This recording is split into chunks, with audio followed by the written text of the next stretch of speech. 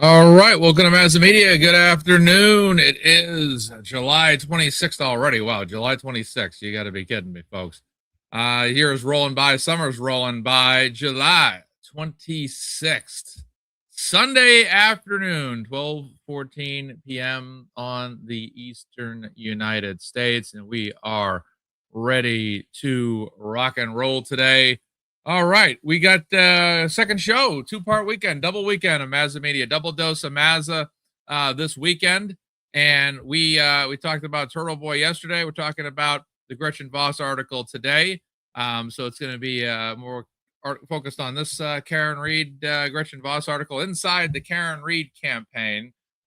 This article has more controversy to it than you can possibly imagine, including Attorney David Yannetti sounding off on this article, and some retractions already being done. Retractions are being done every time you turn around. It's just a matter of how long they just maybe pull the entire article and get it off the interweb entirely. Because this article seems to be very controversial, but also layered with a lot of information that appears to be obviously inaccurate, and really just a perspective that seems to be just as you'd expect from Gretchen Voss. So again, we'll be going over this today and rocking and rolling. Late start for me today. I was awake at like 7 o'clock until like 9, and then I crashed again and woke up, and it was like 10:45, and just finally had breakfast. I was kind of relaxing today a little bit. So we are live, ladies and gentlemen. So all right. So it's gonna be a great day today. Let's push forward towards reading this article, and we shall get going. So here we go. All right. So let's get this article up on the screen here. Inside the campaign that acquitted Karen Reed. So again, this is the Boston Magazine article from bostonmagazine.com. Good to see everybody here, by the way. Rhonda's in the house. What else we got here? Okay, see what we got. All right, good. Just checking some of the chat. Good morning. Maybe morning where you are, Amy. Is it morning where you are?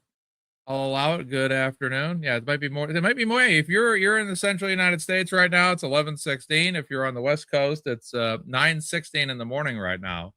So it's definitely still morning across the majority of the United States. The East Coast, as we know, is always the first to hit this time of day and get to that particular part of the day.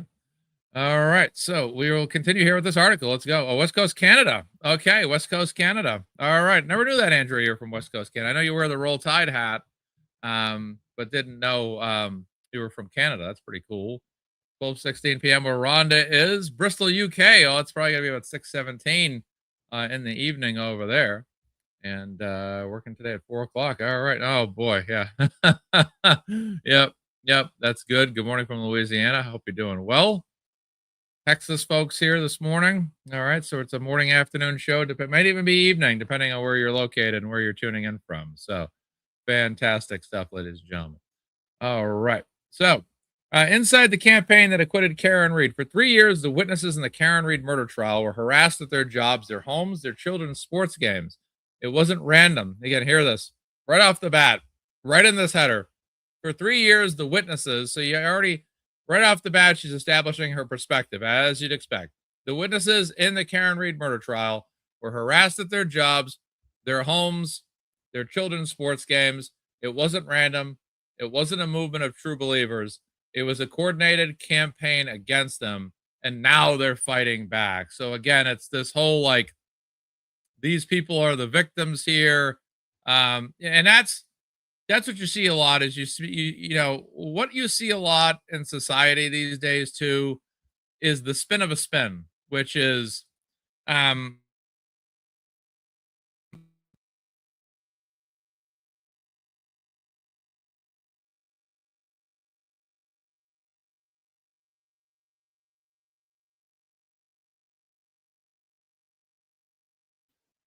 is my microphone back now? The microphone just dropped out there for a second. Okay. Yeah, the microphone just went off for a second there. Okay. Yeah, there's some wonky stuff with this new headset. Am I back now? Good. Should be back now. Yep. Okay. All right. So yeah, I went on mute for some reason. So the you have the spins here, which is basically Karen Reed said, "Hey, look, this isn't me. I didn't do this. I'm not responsible for whatever." Um, and that's a big deal, right? Again, fighting for your innocence, fighting for what you believe in, fighting that I didn't do this. Look, I was framed, right? And the evidence there goes hand in hand with Karen Reed's argument, which is Karen Reed has the facts to suggest that she didn't do this. She can sit there and say, look, I didn't do this, and here's why. There's information out there that can be presented through trial. This went to trial twice. It was inconclusive the first time, and she was acquitted the second time.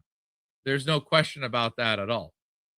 So, with that said, how can Karen Reed possibly spin something when she goes to trial and everything that's happened has been consistent or had a consistent result with what she's been saying, that she didn't do this? Because again, if she did it, I'm sure that this jury would have said, well, this evidence is not on your side. You're going to jail. You're going to prison. You're done.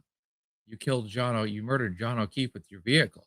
And that's the bottom line. There's no way around that, right? And that's how I look at this. And that's what I want to say is, again, an article by Gretchen Voss, again, trying to say, did you think that I know most people think that Karen Reed's innocent, but do you really know the true story? Here's the true story in my article on BostonMagazine.com. So again, it was a coordinated campaign against them, but now they're fighting back. Oh boy, they're fighting back. The House defendants are fighting back now.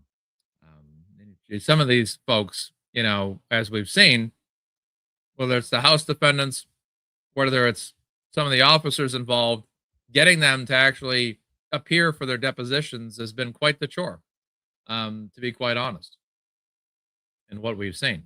So it says, it wasn't random. It wasn't a moment of true believers. It was a coordinated campaign against them. So again, inside the campaign that acquitted Karen Reed. By Gretchen Voss on July 22nd, 2026 at 2:45 p.m. I like this photo with the rain here. All right. So Jennifer McCabe spotted him across the bleachers at her daughter's lacrosse game. So they're getting right into the lacrosse game here, as we infamously remember that video, or famously remember that video. At her daughter's lacrosse game, Aiden Carney, that's right, Aiden Carney, the blogger who goes by the name of Turtle Boy, arrived in a mask and then pulled it off. He wasn't hiding. He shoved his phone, the video rolling, into her face. So that's physically incorrect. The fact is that he was at a pretty good distance the entire time in that video. Uncle Alert. All right, thank you so much. 400 footages. I have these. I now allow gifts to be given to me, but I don't know what these gifts do or mean. I'm gonna be honest with you. I don't know what these gifts do or mean. But thank you for the jewels. But I don't know what they mean. There's just some things I don't get, and this is one of them. But I don't understand what the jewels mean. But I appreciate it. Peacefully free, I should say. So again, yeah, it's talking about him. This article is going out and making it seem like he's physically approached her in a manner that is physical. If I'm not, I've seen the video 100 times. You've seen the video 100 times, at least a dozen times, I'm sure. And thank you so much. I appreciate it. Peacefully true. Thank you so much. You're the best. Thank you. Again, if this is what they're saying it is, then why, if I'm reading this and I'm not aware of what's going on, how in the world am I going to sit here and not picture this, but anything like, my God, poor Jen. And oh my God, Aiden Carney, how dare he? Right? That's how you're gonna if you're reading this and you're completely unaware of this, that's how you're gonna perceive this article. He shoved his phone with the video rolling into her face. That gives me a physical image of him just going right up to her like this and sticking that phone right in her face directly, getting in her space, all that. So, okay, thank you so much. I appreciate the update on it. Thank you. Thank you. All right, thank you. But yes, that's the image that this is giving right now. And when people read these articles, if they don't know where to go, because that's the thing about people in general, when they read things, not everyone investigates further into it. Not everybody says, hey, look, let me YouTube this and look this up and look for more information. That doesn't happen, right? That doesn't happen. So sometimes it does. Sometimes people go, well, let me learn more. Like I'm someone that when I read a story, I'm going to look for more information on it, outside whatever. I'm going to say, okay, let me dig more into this story, find some more material on this story, find out more information on this story, and then look into it more deeply. But not everybody does it. Some people just read maybe whatever article they come across. And however that article is portraying whoever is featured in that article is the predominant perspective on that article, right?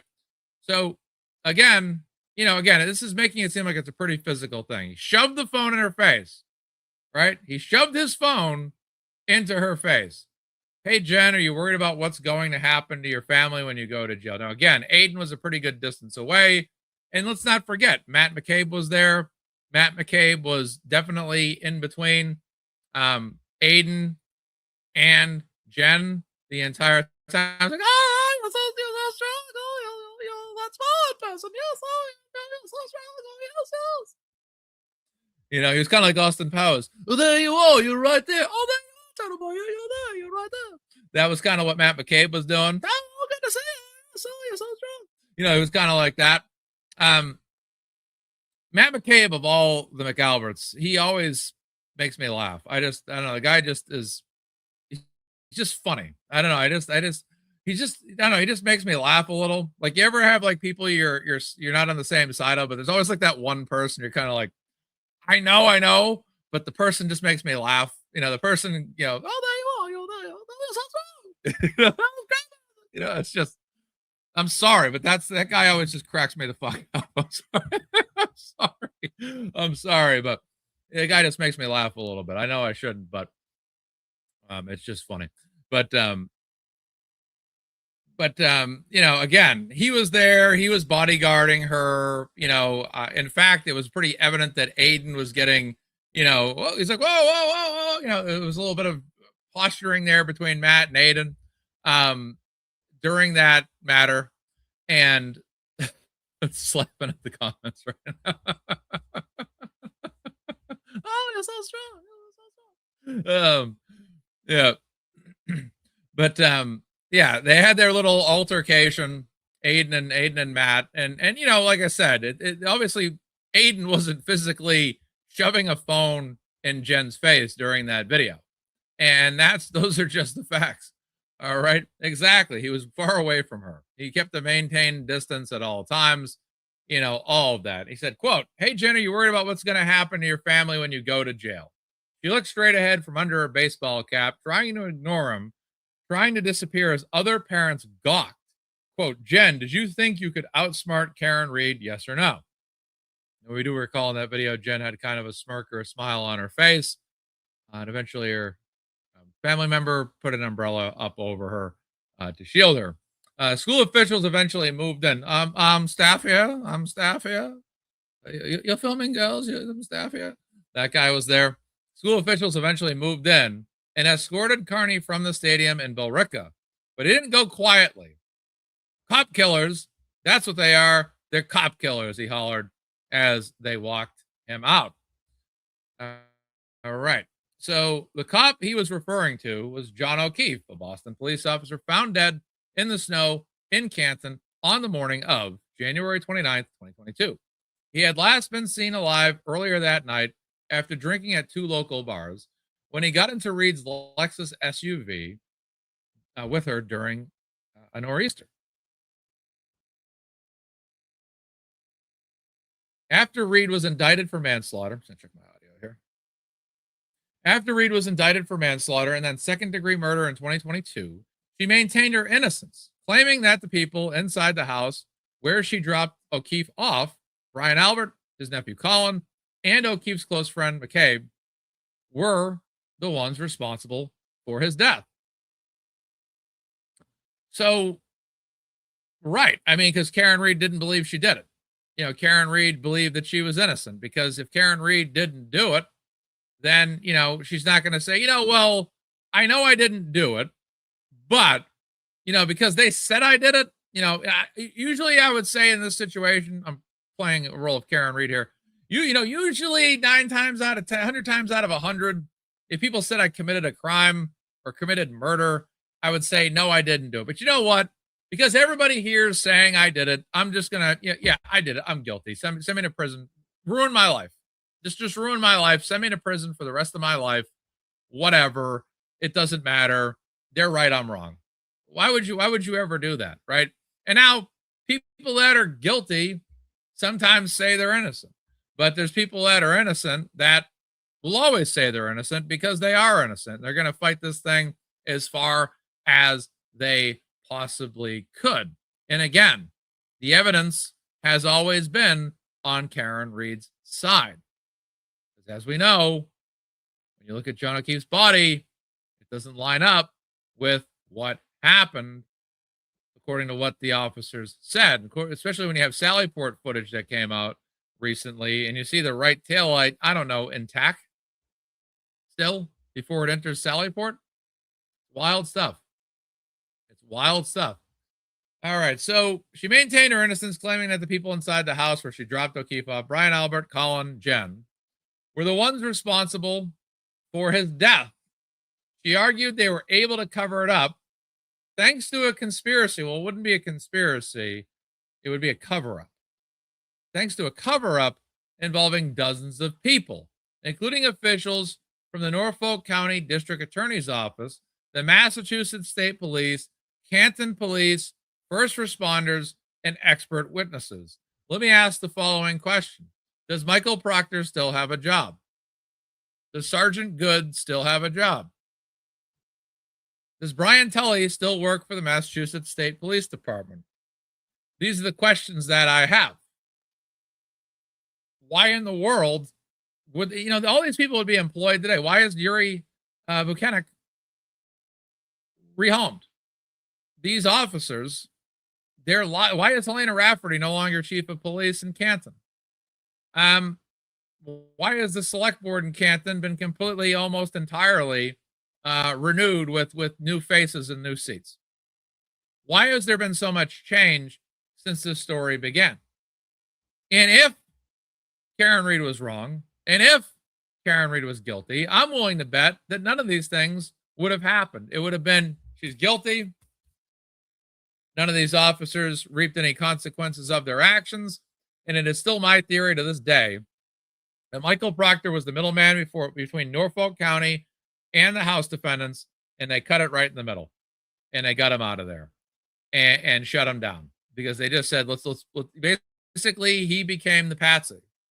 Michael Proctor did in this. He was the go-to guy, and eventually they had to just cut this as well. It's Michael Proctor that, Michael Proctor's got a lot of problems. This guy needs to go, and we need to get him out of the state police immediately because this is a bad look for the state police. You think that ever happens in a situation where Karen Reed is still, say, if Karen Reed is guilty, really guilty, but she was acquitted? Do you think that ever happens in reality? Or do you think that happens in a reality where Karen Reed is not guilty and she gets acquitted? Those are my thoughts on that, right?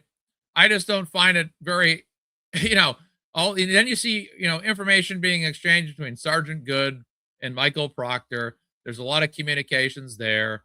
Why are they taking the SUV to the Canton Sallyport instead of the Massachusetts State Police, barracks somewhere where they can take care of this vehicle. Why did they do it in Canton? Because Canton was the hub of where this murder happened, and they can control Sallyport. They couldn't control the state police, which tells me members of the state police did this pretty rogue. That includes Michael Proctor, obviously, did this under the eye of the Massachusetts State Police to try to hide from those eyes. Because if they had gone to the Massachusetts State Police barracks, there would have been a lot of people probably asking questions. Hey, what are you up to? What's going on here? Why are you guys hitting that thing with a hammer, right? Why is there taillight? Why are they finding taillight, later on after this incident happened? Why are they adding new charges to Karen Read as time goes on? Why are all these things happening for it? Makes zero sense. It makes no sense. And those are the facts.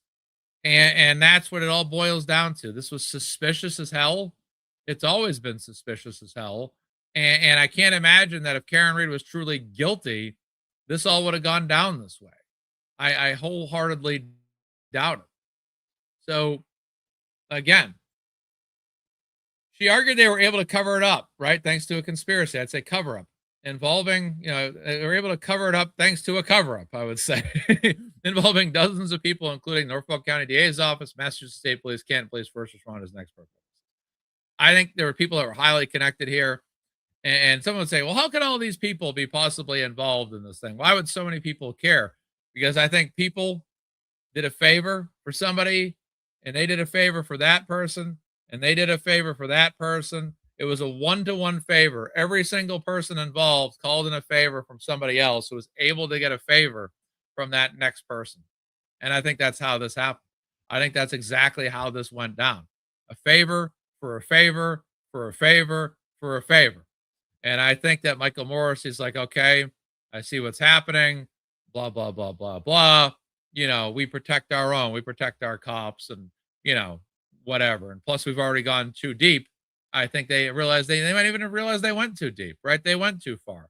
They might even have realized the DA's office that, oh my God, yeah, this whole thing has been a whole ruse the entire time. But we can't let the public know that, right? We can't let them know that a UFO crashed in Roswell, New Mexico. We got to cover it up. It's kind of that mentality. And that's exactly how I think this went. Was, again, a favor for everybody, did a favor for somebody.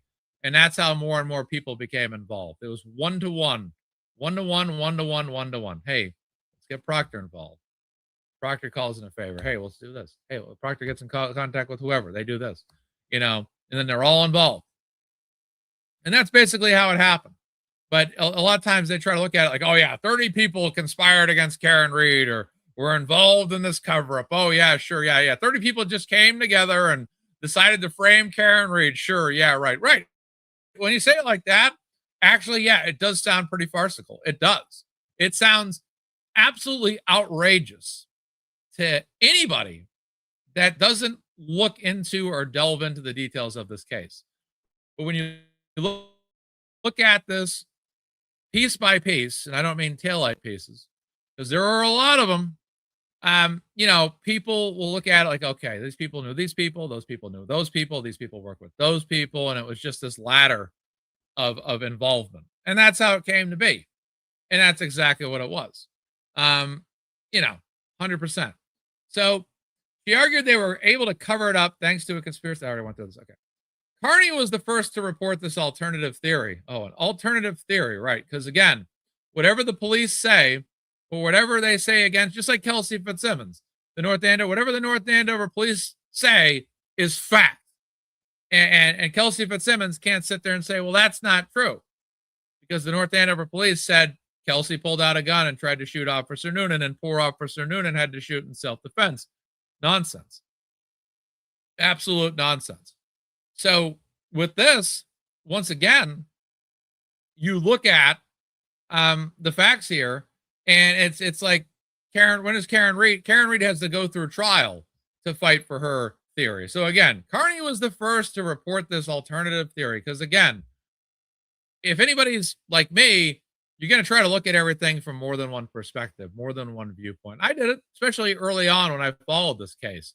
I always used to ask myself, is there anywhere that I'm wrong here? Is there anywhere that this might be Karen might be incorrect. That was very early on. I was first learning about this stuff, first starting to understand this stuff. And I approach every single case this way. Even when I was following Kelsey Fitzsimmons, I always believed in her, but I always still researched, studied, looked into things, gained a better understanding because I always want to know what I don't know. And I always want to make sure I'm effectively knowledgeable to the best of my ability of what's going on. And in the early months of following this case, my initial reaction was, I believe Karen Reed.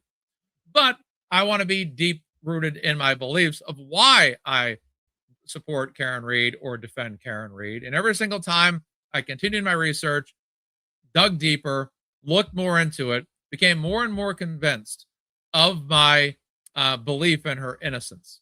And even to this day, even after the second trial, as time has gone on, I've only gotten more and more convinced of her innocence because as time goes on, more information comes out that more and more further validates. And this does not mean I ever had any doubt. It just means that, you believe things more and more stronger, right? More strongly as time goes on. And that's exactly what it's been like for me. Every time, here you go. There's Sally put footage now coming out with taillight intact. Perfect. Why would I not even more believe in it as I always did, right? Because it validates your belief system. It validates what you believe in and why you believe in that. And those are the absolute facts of this. And yeah, right. Maybe he was the first person who reported that people paid attention to. Exactly, Robin. I agree. Yeah, and exactly. Well, I think what she means, and I'm not trying to defend Gretchen here, but I think what she means is that I think the key word here, Aiden was the first to report. Now, that doesn't mean the first to report on the case. Report this alternative theory is what she's specifying here. So what she's basically saying is other people reported on the Karen Reed case before that, but Aiden was the first to report from the perspective of Karen Reed didn't do this. I think that's what she means by that when she's writing there. Raising questions about what had, until then, been seen as an open and shut case, at least on the manslaughter charge. Tell that to David Unetti and Karen Reed that this was an open and shut case. Because I guarantee you, they never believed it was an open and shut case. And David Unetti has sure had a lot to say about this article on Twitter. There's no question about that. All right, the Y Man's been out there and whooping behind online.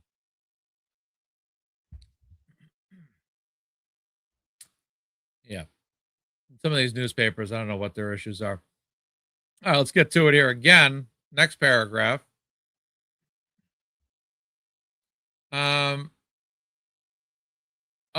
Turtleboy brought up that Boston Globe was the first to report, to be clear. He said specifically the alternative theory or the first to report on the case. I forget. I can't even remember now what Boston Globe's written or not over the years. But they just clarify that up for me, Lucy, if you could just clarify that. Thank you so much. You got me curious. All right, let me zoom in a little more on this. I think I can zoom in a little more here. I guess it's not going to really budge, huh? All right, let's just stay here. 175% zoom. All right, here we go. All right, Carney's coverage. He has published more than 550 blogs. That's incredible. Blog posts in his Canton cover-up series, along with thousands of tweets and hundreds of live streams, spawned a free Karen Reed movement that spread across Massachusetts and beyond. Fueled by quasi-religious fervor. Wow. Fueled by quasi-religious fervor, the movement cast the witnesses as villains and public enemies, accusing them of framing an innocent woman to evade justice. Well, I asked the following. Okay, the alternative. Okay, perfect. Thank you guys for the commentary there. Okay, perfect. Thank you guys for that information. I was not aware of that, but thank you guys so much for getting me up to speed on that. Thank you guys greatly for that. Okay, so Boston Globe was the first to present the alternative theory. Okay, perfect. Thank you guys so much.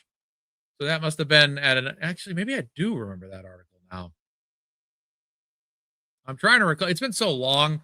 Yeah, that's another thing too. It can be difficult is that there's so much information that comes and goes over the years. But yeah, Aiden, like Yannetti said, Aiden knows this stuff as much as last night's show. I must have missed that part. I watched quite a bit of last night's show, but I must have missed that part. All right, thank you guys. I appreciate you getting me up to speed on that. All right, thank you. All right. So that's why we're all here to back each other up. Thank you guys. Oh, great. Donation came in. Great. Fantastic. Fantastic. All right. Great. All right. So again, yeah, Aiden Carney spawned a free Karen Reed movement. And again, I read some of his articles, and that's what kind of got me interested in this particular case. I'd been reading Turtle Boy's articles as far back as 2012, I think, somewhere around 2012. And it was 2012, 2013, somewhere around there. And followed him for a lot of years, but it was just the way he was covering this case that stood out to me. I'm like, he's every day I'm seeing Karen Reed, Karen Reed, Karen Reed. Now he's out there with signs with people saying free Karen Reed, and they're outside a courthouse, and all this is going on. What is this all about? That's what spawned my interest in reading, those articles. And then I read the articles, and I was like, okay, wow, okay, this is crazy stuff. This is a crazy story. Fueled by a quasi-religious fervor, the movement cast the witnesses as villains and public enemies, accusing them of framing an innocent woman to evade justice. How many people believe that that's accurate, right? How many people believe in the accuracy of that? 10 Joules, gold coin, relative dimension Joe. Thank you so much. Thank you so much. I appreciate that, relative dimension Joe. Thank you for the gold coin gift. All right. So yes, the again, how many people believe Karen Reed are innocent? Regardless of Turtle Boy's writing, how many people believe in Karen Reed's innocence? There's a lot of people, and Aiden said this. I think it was Samantha Bengino. I always forget how to pronounce her name. That said it the other day. She ran a poll, and a majority of people had said they actually had heard about the story just through public news, public PR, public coverage. And a lot of people tuned in. I have members of my family I don't ever really have an often amount of time to talk to. The kind of family members you only see once in a blue moon, that weren't even like my aunt. She wasn't even aware of me covering this stuff online. And she immediately believed in Karen Reed's innocence. That wasn't because of me. It wasn't because of Aiden. It was just by watching the news and seeing what was going on in the case and all that good stuff. And as she watched it, she just became a believer in Karen Reed. Because again, if you look at this outside of, say, the free Karen Reed, a lot of people come into the free Karen Reed movement because they were outside the free Karen Reed movement. That's how you join a movement. You join a movement because you believe in it, right? You see something, you believe in it, and then you join it. And, you're like, well, I think Karen Reed's innocent. Let me join a Facebook group where other people think Karen Reed's innocent. And now let me go to standouts. Let me go to the court. Let me go to trial and be there for this, right? And that's how you come to believe. That's how movements are spawned, is because people uniquely believe in all of this. They look at this and like, hell, I mean, yeah. And that's why, for Aiden did a stellar job popularizing this. But that story can only popularize so far if it's believable to a lot of people, right? Your story that you're producing has to have, because Aiden's always been a great writer, right? He's been a journalist for a long time. He's covered a lot of things, but you have to have, it's like with the Kelsey Fitzsimmons thing. Your fundraisers are not going to excel unless people really believe that Kelsey Fitzsimmons is innocent, right? So your stories have to be, captivating to people. They have to be believable, right? People have to sit there and listen to this and believe in it. And that's what happened when I read Turtle Boy's article about this. I believed in it. He presented it well. He presented great information. He put it in a way that was easy to kind of break it down and understand. And when I read this information, I'm like, there you go. This information is extremely believable. I believe in Karen Reed's innocence, right? Because again, they try to always paint it as, Aiden started some kind of a revolt that led to people being harassed, when really it was a bunch of people that were outraged about a woman being framed. A story that was covered by Court TV, all kinds of networks all over the country, all YouTube stations all over the country, whether they were our friends like Melanie Little, whether they were friends like other folks out there, or whether they were our friends that were from networks that just covered, maybe not our friends, people that just covered this stuff all the time. So it's what it is. It's a story that people looked at uniquely and believed in Karen Read's innocence when they looked at it. There's no question that you just don't you don't see this many supporters unless, of course, it's very believable. And Aiden posted those poll results that Carl Hungus posted on X, and you see in those results that all but 6% of people believed in Karen Read. Why? Because the story was very believable. And you look at the fruits of everything around it, like Michael Proctor, and all it does is bring home again and again. As time has gone on, Karen Read has looked more and more publicly innocent. Those are the facts.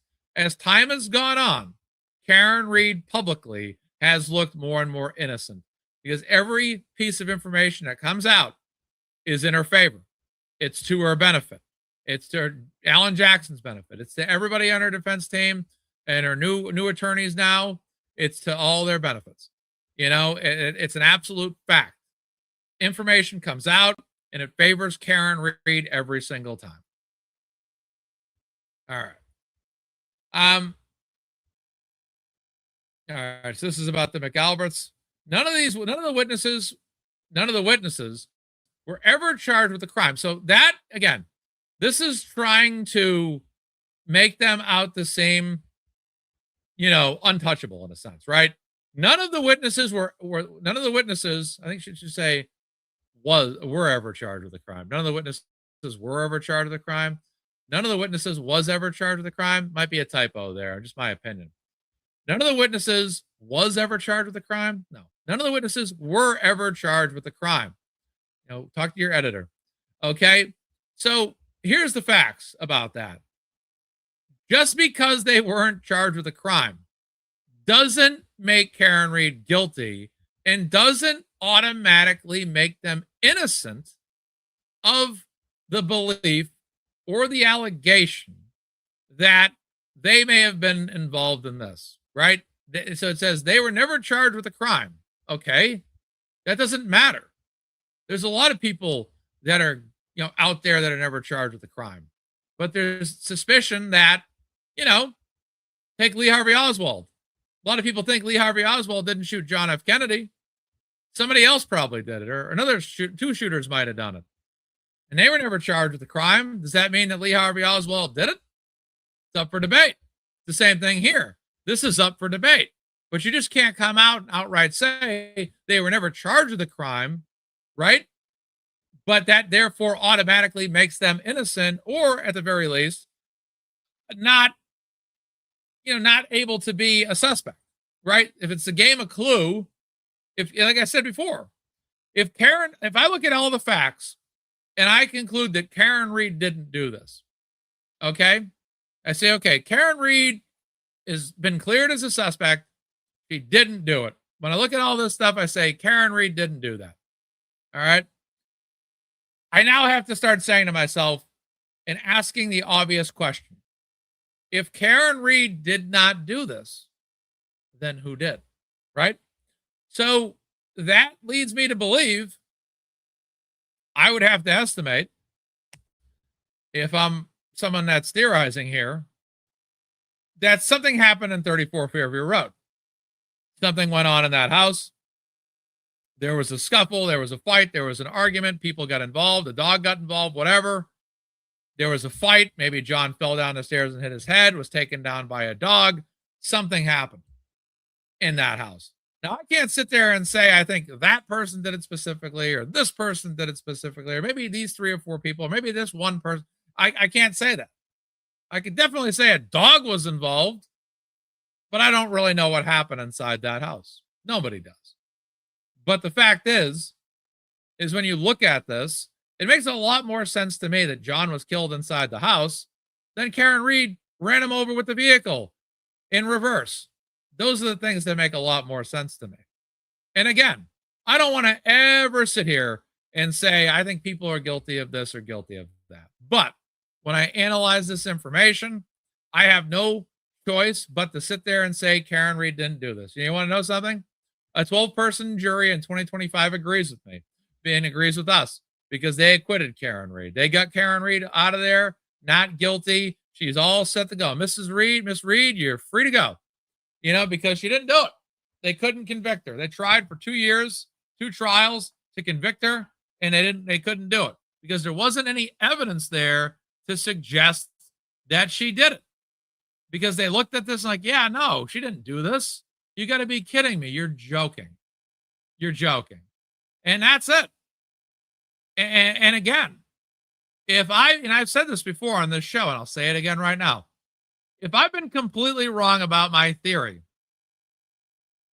that John O'Keefe was killed inside the house and left for dead or beaten to death inside the house and left to die in the cold, and I'm wrong about that entirely. So I'm right about Karen, but I'm wrong about 34 Fairview Road. If I'm right that Karen's innocent, but wrong that maybe it looks like it happened in 34 Fairview Road, then we have no choice but to look at a third theory here, which is basically John got out of the vehicle and a wolf or a bear or a giant rabid fox or rabid wolverine or something, or some kind of animal attack, a Sasquatch, came out of nowhere, beat the shit out of John on the front lawn, scratched his arms, took him down, and killed him. That's what happened. And I'll be honest with you, I don't believe any of that happened. And I don't believe that Karen Reed hit him with the vehicle. And again, it just all points back in that house. And there's Apple Health data that shows he walked up 3 flights of stairs. There's data that shows he walked right in the direction of that house. And if he did, I mean, all you gotta do is triangulate the GPS data of Karen's phone and John's phone, and you'll probably see that, she was already gone by the point he was going up and down those flights of stairs. I mean, look, I understand they want to say, hey, these people were never charged. These people are wonderful people. These people don't deserve to be, looked at by the public as horrible people.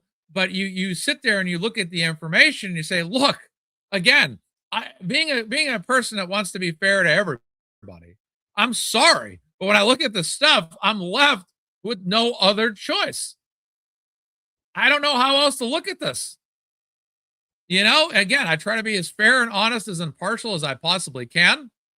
But when I look at the information, come on. And then it says none of them were ever charged with a crime. It doesn't matter, because if Karen Reed is innocent or believed to be innocent, then just like I just said, everybody has no choice but to believe that there must be another theory, that this must have happened inside the house, and that has to be undisputed. Okay, she says none of the witnesses were ever charged with a crime, but the rage unleashed against them, irrevocable. I can't even say the word today. Every single now and then I do a show, and for some reason I know the word, can say the word, but can't say the word. Come on now, Mark. Seriously. I can't even say the word. I'm just gonna say I can't. For some reason I can't say that word today. I don't know why. Or sometimes I can say it in my head, but I can't say it out loud. Unleashed them, altered their lives. All right. It was something that couldn't be taken back, basically. Can't believe I can't say that word today. Vocabulary. I can't say it. I don't know why I can't say it. I'm embarrassed by that. I get embarrassed when I know words, but can't say words. I don't know why. The brain works funny like that. All right. Ever since that first post, and even today, McCabe says she receives frequent phone calls, voices on the line calling her evil bitch and worse, and Facebook messages accusing her of being a murderer. Now, I never heard about the calls, and I'm not going to say if that's true or not, or true or false, but I do know that people have messaged her on Facebook. I've heard that story before. People drive by her house. We've seen video on that before. Take pictures and send them to her to let her know they are watching. One time, someone edited a photograph of McCabe's daughter and added the caption, property of Turtle Boy, as well as digitally generated semen on her face and leg, and sent it to her. McCabe's email and bank accounts have been hacked. I've never heard about this before. I've never heard that before. And if I'm not saying it's true or not, I'm just saying I haven't heard about it.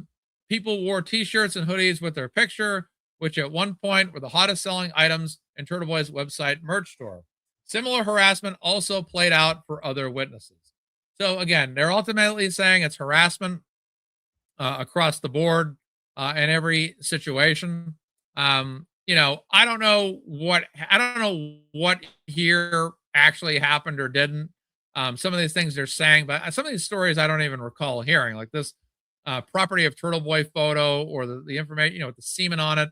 I've never heard this email and bank account hacking. I've never heard that at all. But again, all this is to now try to create an image that we have this Turtle Boy fella is absolutely a threat in a danger, and all he's done is gut people to go out and do this. Now, I'll say this, and I'll say this very clear. Regardless of what happened or didn't happen of this paragraph that specifies what Turtle Boy supporters or Free Karen Read supporters did, that doesn't make Aidan Carney responsible, right? Because it's like everybody in their life has a choice to do whatever they want, right? If someone decides that they're gonna, I'm not, again, not justifying any of this stuff, just to be clear. I'm just saying that the actions of people are always the responsibility of the individual people. You know what I mean? So if someone goes out and does something that, say like somebody hacked their bank account, that's not Turtle Boy's fault. That is the action and the decision of someone that did. Again, I've never heard this story. I kind of find this hard to believe, to be quite honest with you. I think it's kind of just, I feel like this is just story buffer, to be quite honest. But again, that doesn't, just because Turtle Boy popularized this story, just because Turtle Boy said, I think these people did this, it doesn't mean he's responsible for the actions of people going out and making decisions that they want to, drive by Jen McCain's house and take a photo and post it online or post a video. Remember that video that was posted? Those other people's videos, and a lot of times they try to say, oh, well, look what Aiden's led, look what Aiden's done and all this stuff. But again, it's always the individual's responsibility for their actions, whether those actions are, actions are good, bad, or indifferent, right? We're responsible for ourselves at the end of the day. But again, some of the stuff may or may not have happened. A lot of this seems like fabricated stuff. Like I can believe people calling her up her house, calling her evil. Like I could believe that. The Facebook messages I've heard about, I find that believable. People drive by her house, send pictures. I could possibly believe some of this. I don't know if people have actually sent it to her, but this is what happens when the public gets outraged because they believe that Karen Read is innocent. They believe she's innocent.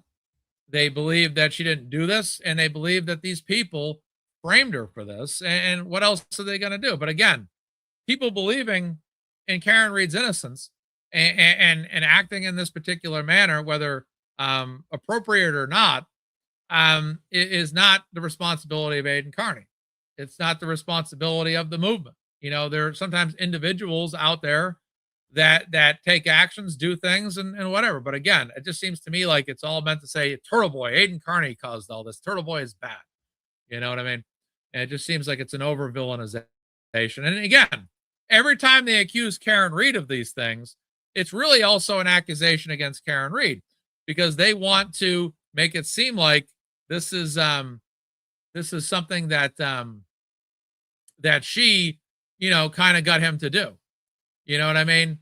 And that's not really, again, they are looking at this as a Karen Read, Turtle Boy colluded together in all of these things. And again, the article is inside the Karen Read campaign.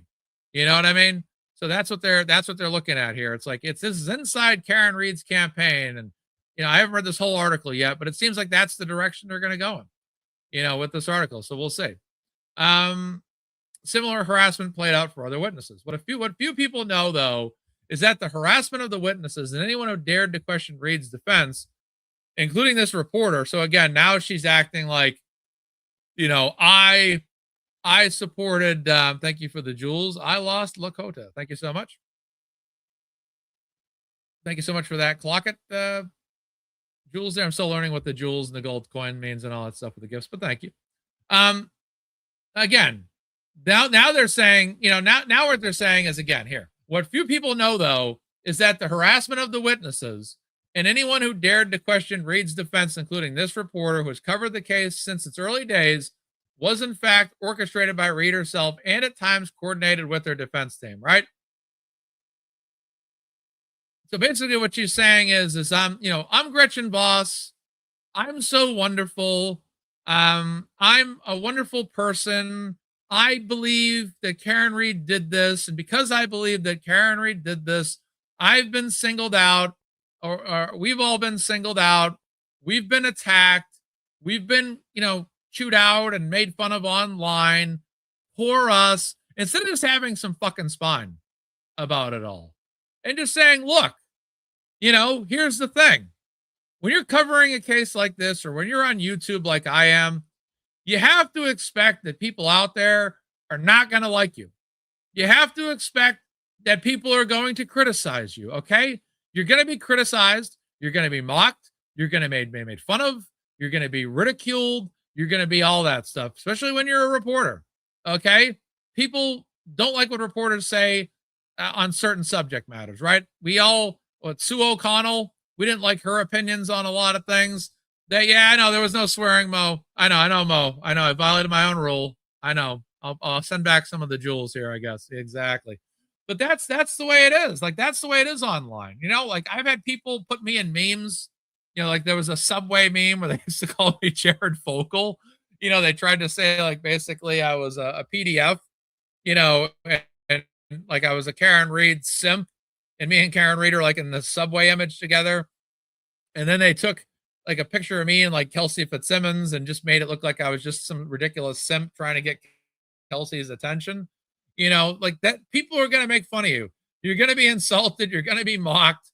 I've had people in my chats over the years call me the worst things. I had a person call me up in the middle of a show once to call me some horrible things. I called them back and they said it again and they hung up. It just happens. Like, you have to have the ability to tolerate this stuff, especially when you're a reporter. Okay, like Gretchen Voss is.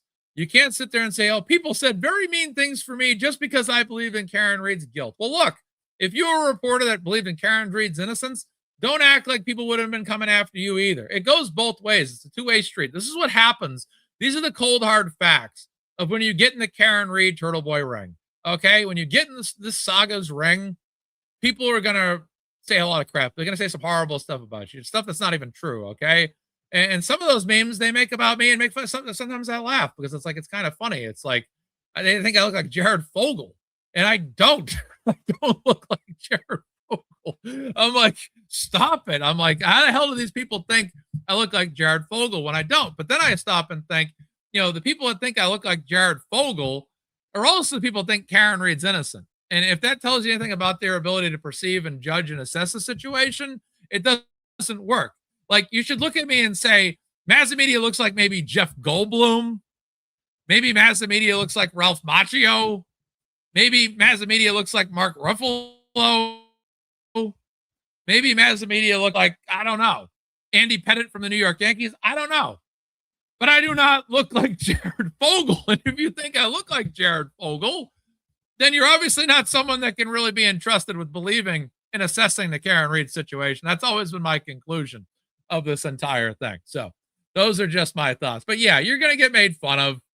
You're going to get, look, I know I look like the guy from Jurassic Park a little bit, but what are you going to do? Yeah, I look like John Cena, maybe I look like Stallone. I don't know. But there's one thing I do not look like. It's Jared Fogle, damn it. All right, we're good. But yeah, those memes used to be funny. Those memes used to look funny. I think I look like Mazzamedia as well. Alfred Molina, the Dr. Octopus from Spider-Man there. Yeah, that's funny. That is funny. There's one thing I'm not. It's Jared Fogle. Yeah. All right, there we go. Yeah, you have to roll with the punches here. Vin Diesel. Yeah, maybe I look like Vin Diesel. One last ride. This is family. Exactly. All right. So she says, what few people know, though, is that the harassment of the witnesses and anyone who dared to question Reed's defense, including this reporter who has covered the case since its early days, was in fact orchestrated by Karen Reed herself and at times coordinated with her defense team. So basically, Karen Reed did this. Karen Reed did all of this. Okay? This is all Karen Reed's doing. Karen Reed and Aiden Carney, these people have done mean, horrible things, according to Gretchen Voss here, folks. All right. Okay. According to now public text messages between Reed and Carney, often through an intermediary, Reed dictated to Carney, listen to this, they're making it seem like she's some like James Bond villain. Karen Reed sat there and texted with Aiden Carney and said, Aiden Carney, I want you to go to a lacrosse game. Aiden, here's my next mission for you. I want you to start a rolling rally for $1 million. I mean, it's like they're making this seem like it's all coordinated. It's just like, stop it. Reed dictated. Dictated's a powerful word there. Emperor Reed dictated to Darth Carney. You know, my goodness gracious. Yes. Emperor Reed dictated to Darth Carney exactly what he should write and how. Okay. So, oh, wow. I never knew that Aiden Carney took writing orders from other people. I always thought that Aiden Carney just covered things the way he saw fit and wrote the articles the way he saw fit. Because, you know, it's a fun fact. Aiden's actually written for a lot of years, and he's written a lot of articles about a lot of different stories. And I'm pretty sure Aiden Carney can think about how to write for himself when he writes 550 blogs about the Karen resource. Just my guess. But I don't think this guy woke up yesterday he woke up in 2023 and said, oh yeah, you know what? I'm going to start writing articles now because Karen Reed messaged me. Now, I think it's more along the lines of he's been writing for a long time. Yeah. So let's be realistic, Gretchen. Come on. All right. So Reed, the evil Emperor Reed, because she makes it seem like this is freaking Star Wars here. Like she's Emperor Palpatine and then he's Darth Vader. Dictated to Aiden exactly what he should write and how. All right. Her attorneys leaked confidential information to him. Okay. I debate what information is confidential or not. I highly debate whether or not it's a leak. And together they orchestrated the harassment of the witnesses. All the while, Reed's camp publicly denied any contact with Darth Carney. Even the line, did you think you could outsmart Karen Reed? That Carney spat at McCabe as she shrank into herself at the lacrosse game had been dictated by Reed. I mean, come on. Give me a break. Give me a break. I think Aiden went there to ask journalistic questions. You know, I think Aiden there as someone that, you know, is an award-winning investigative journalist, went there to ask questions. And I think that there was quite a bit of stir with that. And they wanted to try to just quiet this guy up and shut him up any way possible. But they tried to you know, shut these people up. But again, they wanted this on Karen because it all goes back to her defense. They wanted to tie them in together. Karen Reed dials 1-800-COLLECT to call Aiden Carney and says to him, I want you to say to Jen when you see her, Aiden, I want you to specifically look at Jen and say to her, did you think that you could outsmart Karen Reed? Because I want her to know that it's me telling you to tell her that. I mean, this article is quite a freaking laugh here. I mean, this is pure comedy right now. I mean, they're painting him out, like I said, yeah, they're painting him out to be the evil empire in Star Wars. This is unbelievably nonsensical here. You know, this is wild stuff, to say the least, you know. To quote Dana Carvey as who's the late night host back in the 70s there before Leno, who was the guy's name? Johnny Carson. Wild stuff, you know, Johnny Carson there. But yeah, this is the way they make this out to believe. Karen Reed's like this evil dictator or something behind the scenes saying, you know, yeah, I'm like she says here, all the while Reed's camp publicly denied any contact with Carney. Even the line, did you think you could outsmart Karen Reed? Do you really think, listen to me, Aiden Carney is so witty on the spot. Do you really think that anybody would ever feed Aiden lines and say, Aiden, say that line. I want you to say, make sure when you go to that lacrosse game, make sure you say that specific line. Do it for me, Aiden. Do it for Karen Reed. You know, it's like, come on. I actually defeated a room of 20 people by myself in movie trivia back in 2006 or 07. Not that it was a room full of people that were really smart with movies or highly educated in movies, but I beat them. They all lost it when I actually guessed The Hustler with Paul Newman back in the 60s with Jackie Gleason. Yes, my movie knowledge can go back that far. But yeah, it's just, again, all this information from Gretchen's quite the laugh right here. Right. And then again, they make this seem like, then Carney spat at McCabe.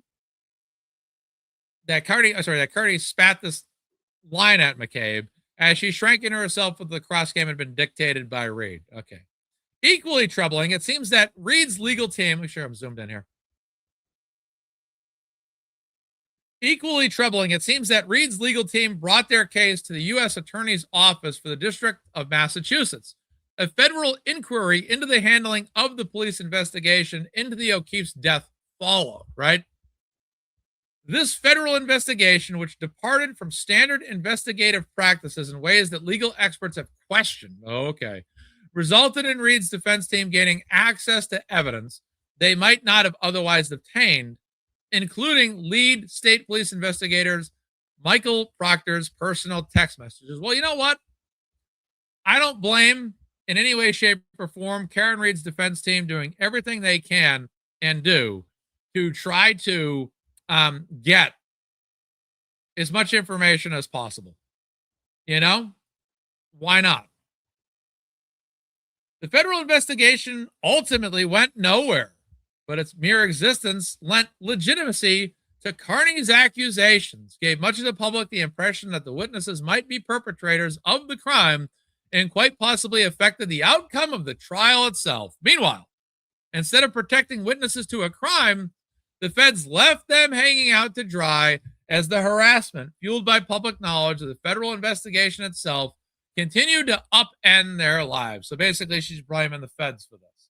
The federal investigation is now also to blame. I heard some people talking about this as well. It might have been Aiden or Melanie Little or Blair, but I heard some discussion about this as well. The federal investigation ultimately went nowhere, but its mere existence lent legitimacy to Carney's accusation. Let me be honest with you. Most people in society these days, when you look at society, there's a debate about 9/11.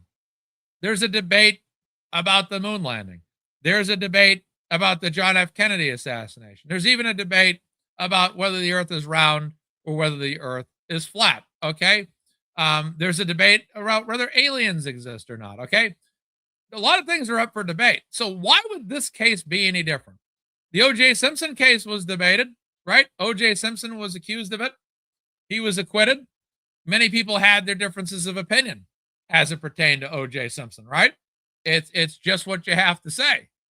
It's par for the course. So to blame the federal investigators, to blame Aidan Carney, to blame Karen Reed, to me is moot, because ultimately at the end of the day, people are going to develop their own theories. And this story eventually would have hit, I don't think it would have ever been anywhere near as popular, especially on the internet, as it was without Aidan Carney's articles and leading of the movement. But I do think this story would have eventually got to an amount of people, at least, that would have tuned in. And people would have ultimately developed a theory that I don't think she did it. How many times have you watched stories and you said, well, I don't think they did it. I don't think that this person really did it. I think this person's been put on the stand incorrectly. And I think that there's something to this here. How many times do you think that happens in society? People think for themselves. And quite honestly, people have the right to think for themselves. People had, I've said this before in the show, and I'll say it again. People have the right to think Karen Reed did this. People have the right to think Karen Reed did not do this. It's called the free country. It's a country with the First Amendment, where you have the right to believe what you want to believe. You have the right to believe that the Apollo missions were fake. You have the right to believe the Apollo missions were real. You have the right to believe that the moon landing, you have the right to think that the earth is flat or the earth is round. You have the right to think that the moon is really blue instead of white or maybe yellow. It's up to you. You have the First Amendment right. You have the First Amendment right to think that the first person to land on the moon wasn't a man, but it was a dog or a cat, maybe an alligator. Okay? You have those rights in this country. You have the right to look at the Karen Reed story and say, you know what? I don't think that Karen Reed did this. I find it hard to believe that she did this. And when I look at this, I think that maybe something else happened here. And this is called the internet. The internet is always going to, no, I'm not telling you the earth is flat. No. No. I believe the earth is round. I'm not a flat earther, just to be clear. I'm just talking about common things that are debated in society. um, you know, you know, I'm just talking about things that are commonly just, people debate in our society, or our culture that you might see debated online. That's what I'm using those examples. My argument is that you have the right to believe. It's ultimately up to you what you want to believe.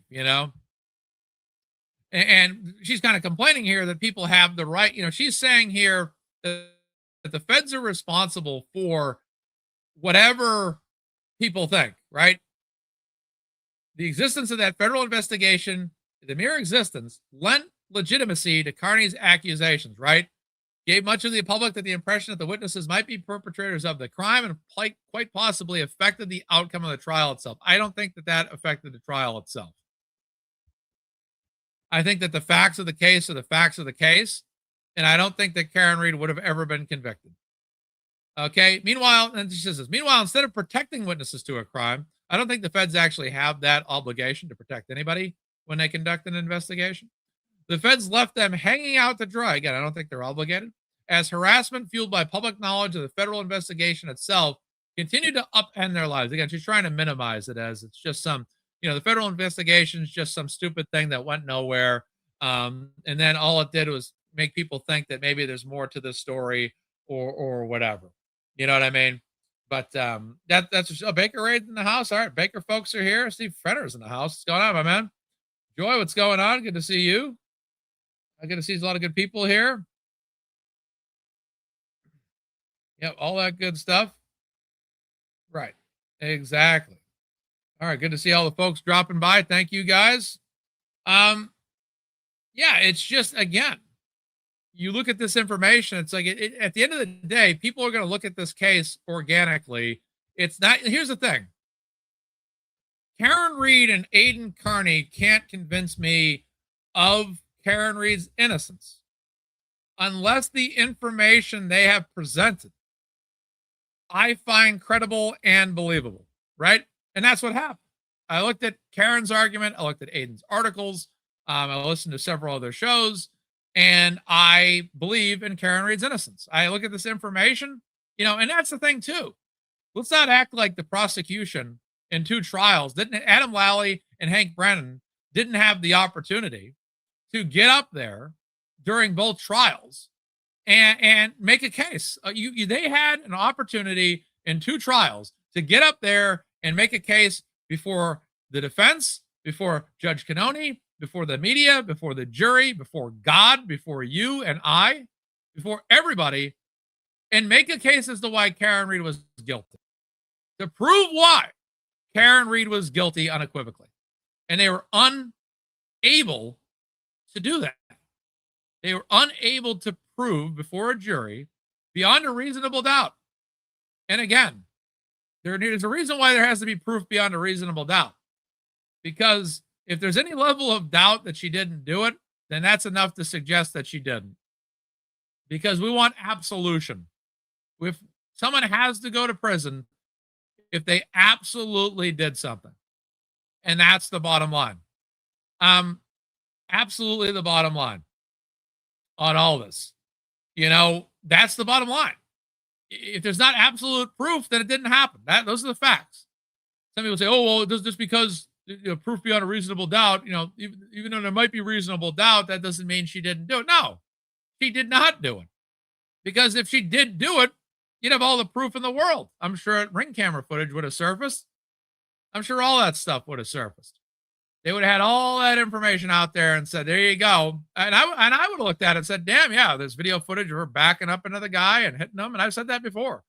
We've all said it before. If Karen Reed did this, produce footage, show us the footage, show us the video. And if there's a video of Karen Reed backing into John O'Keefe and it happens exactly the way the prosecution, the Canton police, the state police are saying, we're not going to be able to deny that. We're not going to be able to deny that. Because it would be undoubtable. But when you look at this case, and there's suspicious activity all over the place, there's missing ring footage, Sally Port's sketchy, Sally Port's inverted, There's now video of the video of this SUV going into Sallyport and the right rear taillight is intact and lit up. You know, and then you see the ARCA reenactments, they make total sense. And you sit there and you say to yourself, this makes total sense to me. You know, that Karen Read didn't do this. And it gets back to that theory. It's the age-old argument. I'll say it 1,000 times in the show if I must. Because I can't tell people that are anti-Karen Read on X this enough, even though I never respond to those people. If Karen Read was guilty, where's your proof? Where's your video evidence? Where is it? And where is your scientific evidence? Why is Aperture going full Blue Man Group on all of this? You know, why? Why is there no proof that Karen Read did this?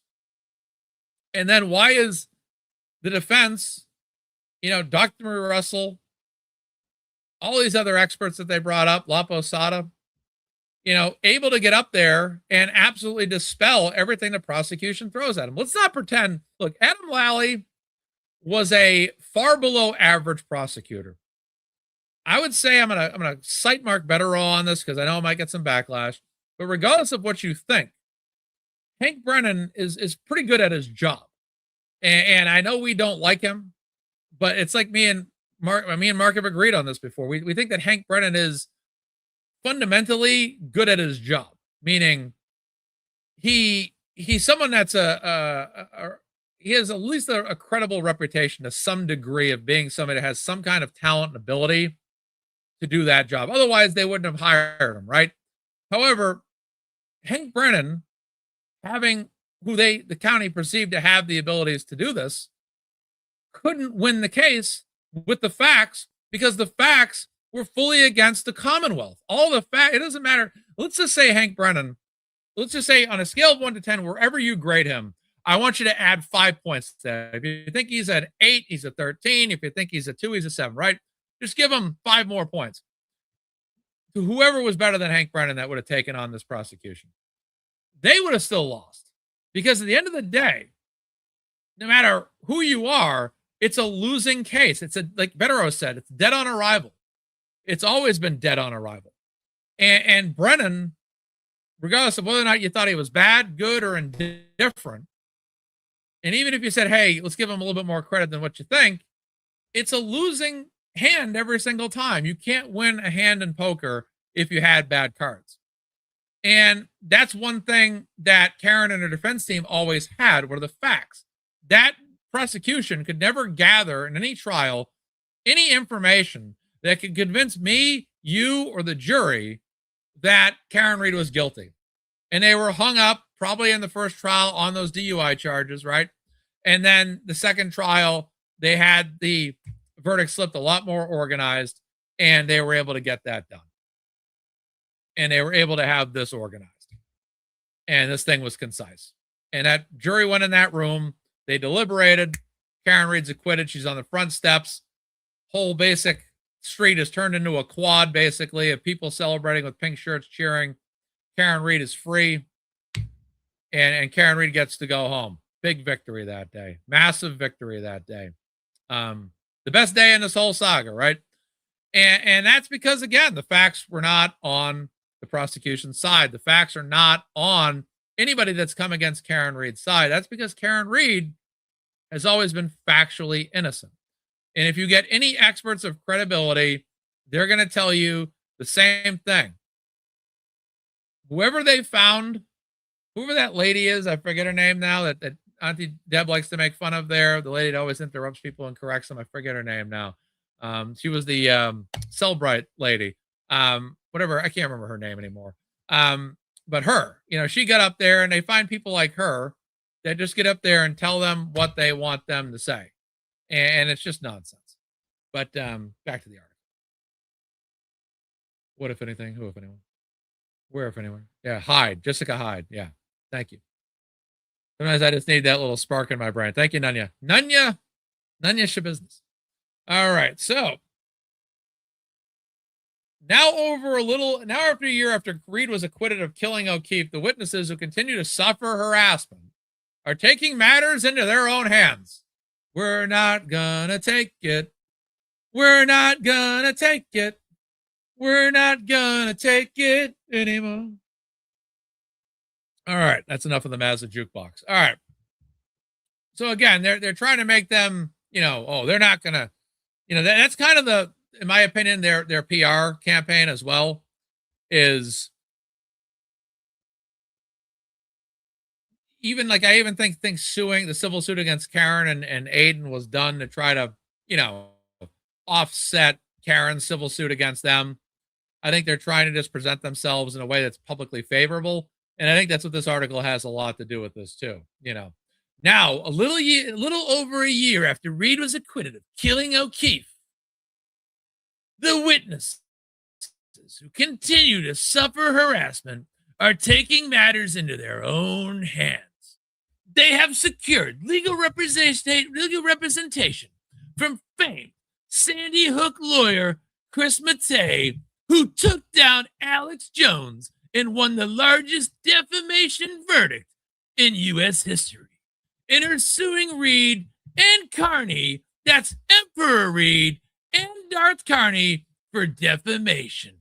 Quote, I love John and I love his niece Kaylee, who called me at 4:53 that morning, end quote, McCabe says today. Open quote, all I did was answer a call and try to help. And for that, my life has been destroyed, end quote. Stunning writing. Stunning writing by Gretchen Voss here. Wow. Pulitzer Prize winning writing here.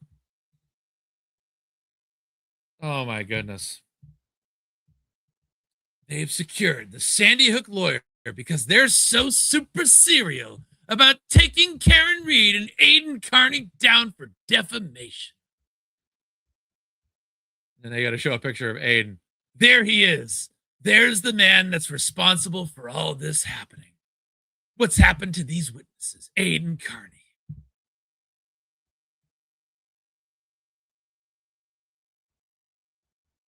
It was 2:07 a.m. on April 18, 2023, when Aiden Carney sent the message from his home in Holden.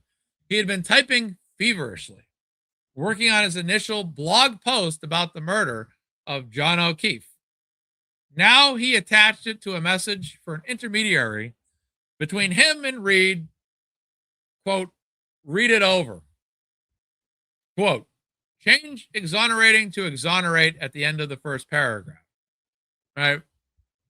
Reed responded through the intermediary at 2:09 a.m., according to an extraction of Carney's cell phone, which was obtained by prosecutors as a result of witness intimidation charges against Carney, and later became public via Carney's now former girlfriend. Quote, he has a niece and nephew. Yeah, exactly. Pretty much, yeah.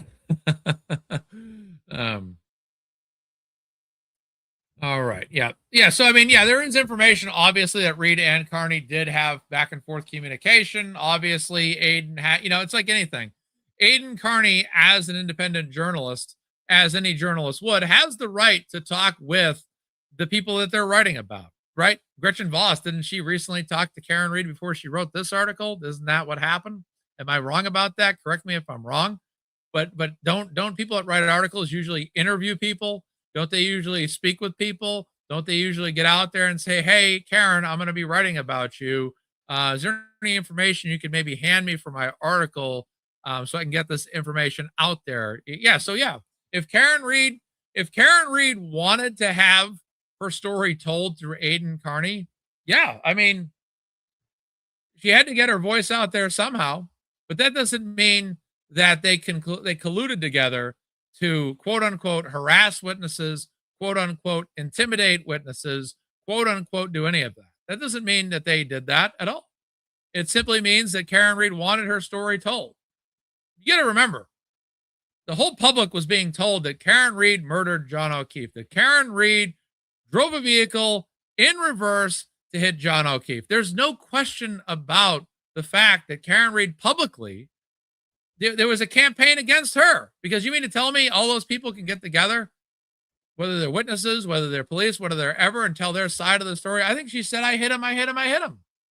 Didn't they say that about her? Didn't they say that Karen Reed said, I hit him, I hit him, I hit him? Didn't numerous people, I think from the fire department, EMTs, whatever, EMTs, I'm sorry, McLaughlin say, I hit him, I hit him? Didn't they all say that? Didn't they all come out and say, oh yeah, Karen said, I hit him, I hit him, I hit him. I overheard, I was sitting there, I was trying to help John, and then I heard, I hit him, I hit him, I hit him. And I was like, oh my God, Karen Reed did it. Oh my God.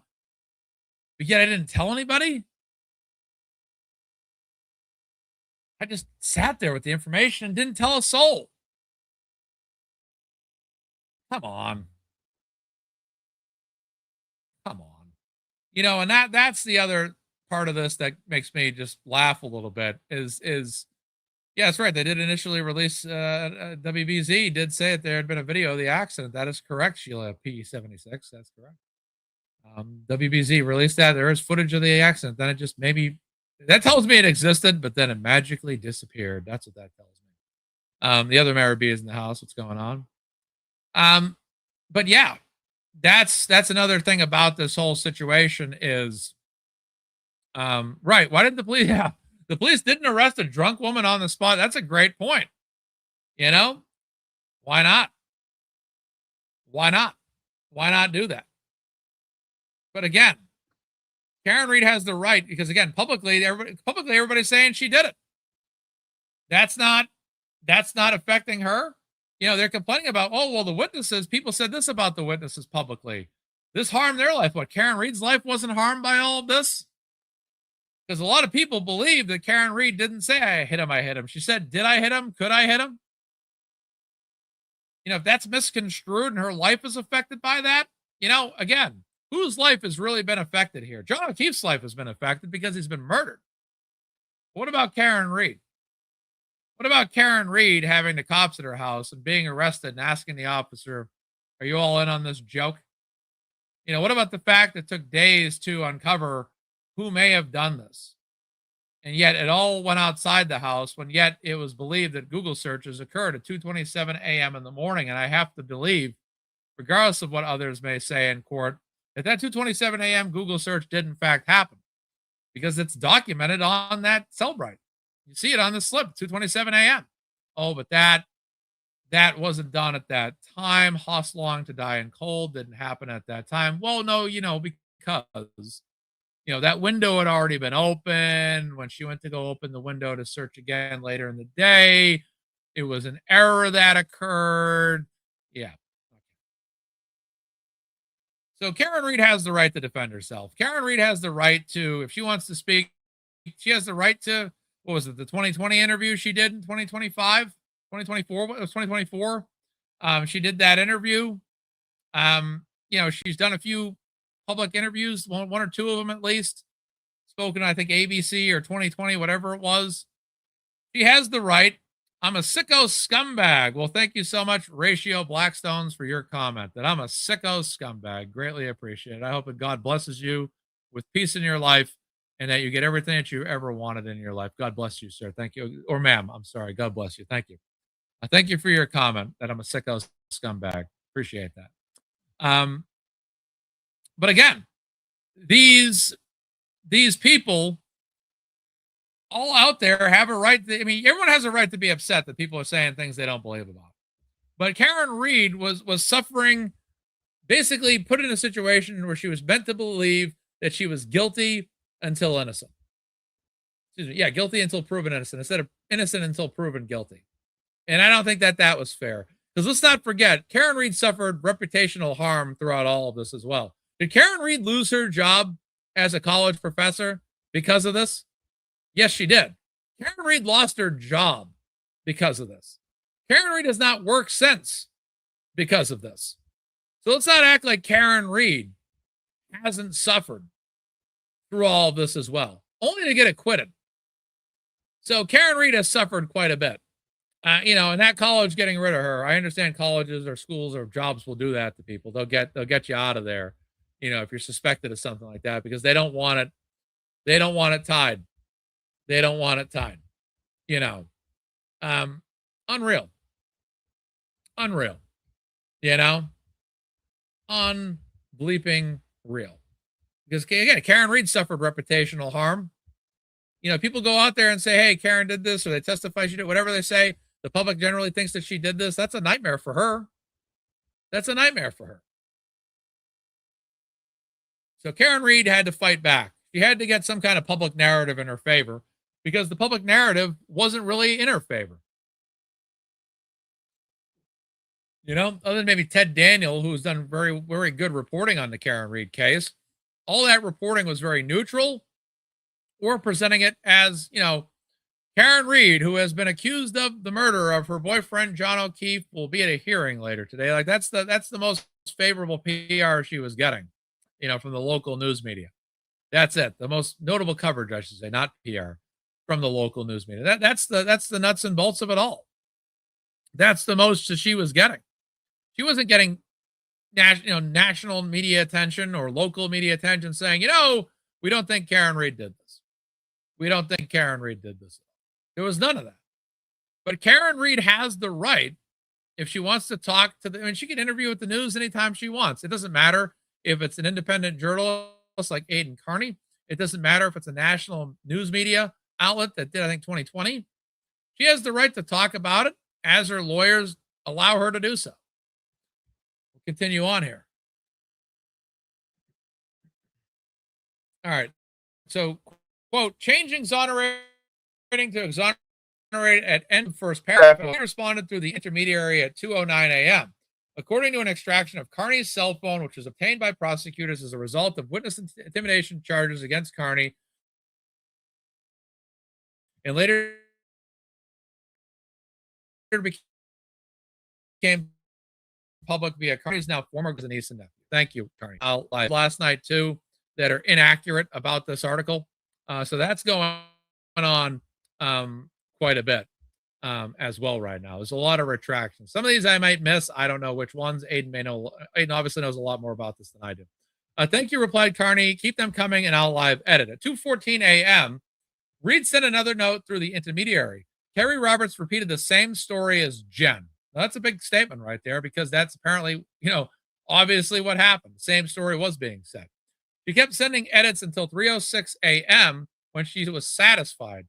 Amazing ball sauce, she wrote. Amazed ball sauce, she wrote, according to the phone extraction. Thank you so much. Hope they like it, Carney wrote through the intermediary. A former college acquaintance of Reed's named Natalie Wawicki. They'll love it. They love it. Incredible. Wawicki replied. I might be saying that last name wrong. The week prior, Wawicki had been introduced to Carney over Facebook by one of his followers. The two began texting, and after getting Reed's approval, Wawicki started receiving information from Reed and passing it to Carney, according to Wawicki and messages from Carney's phone extraction.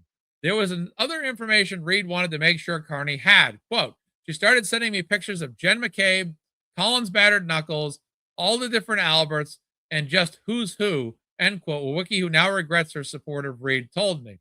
That included a photo from Reed, which Carney published, supposedly showing state police lead investigator Michael Proctor with McCabe's daughters.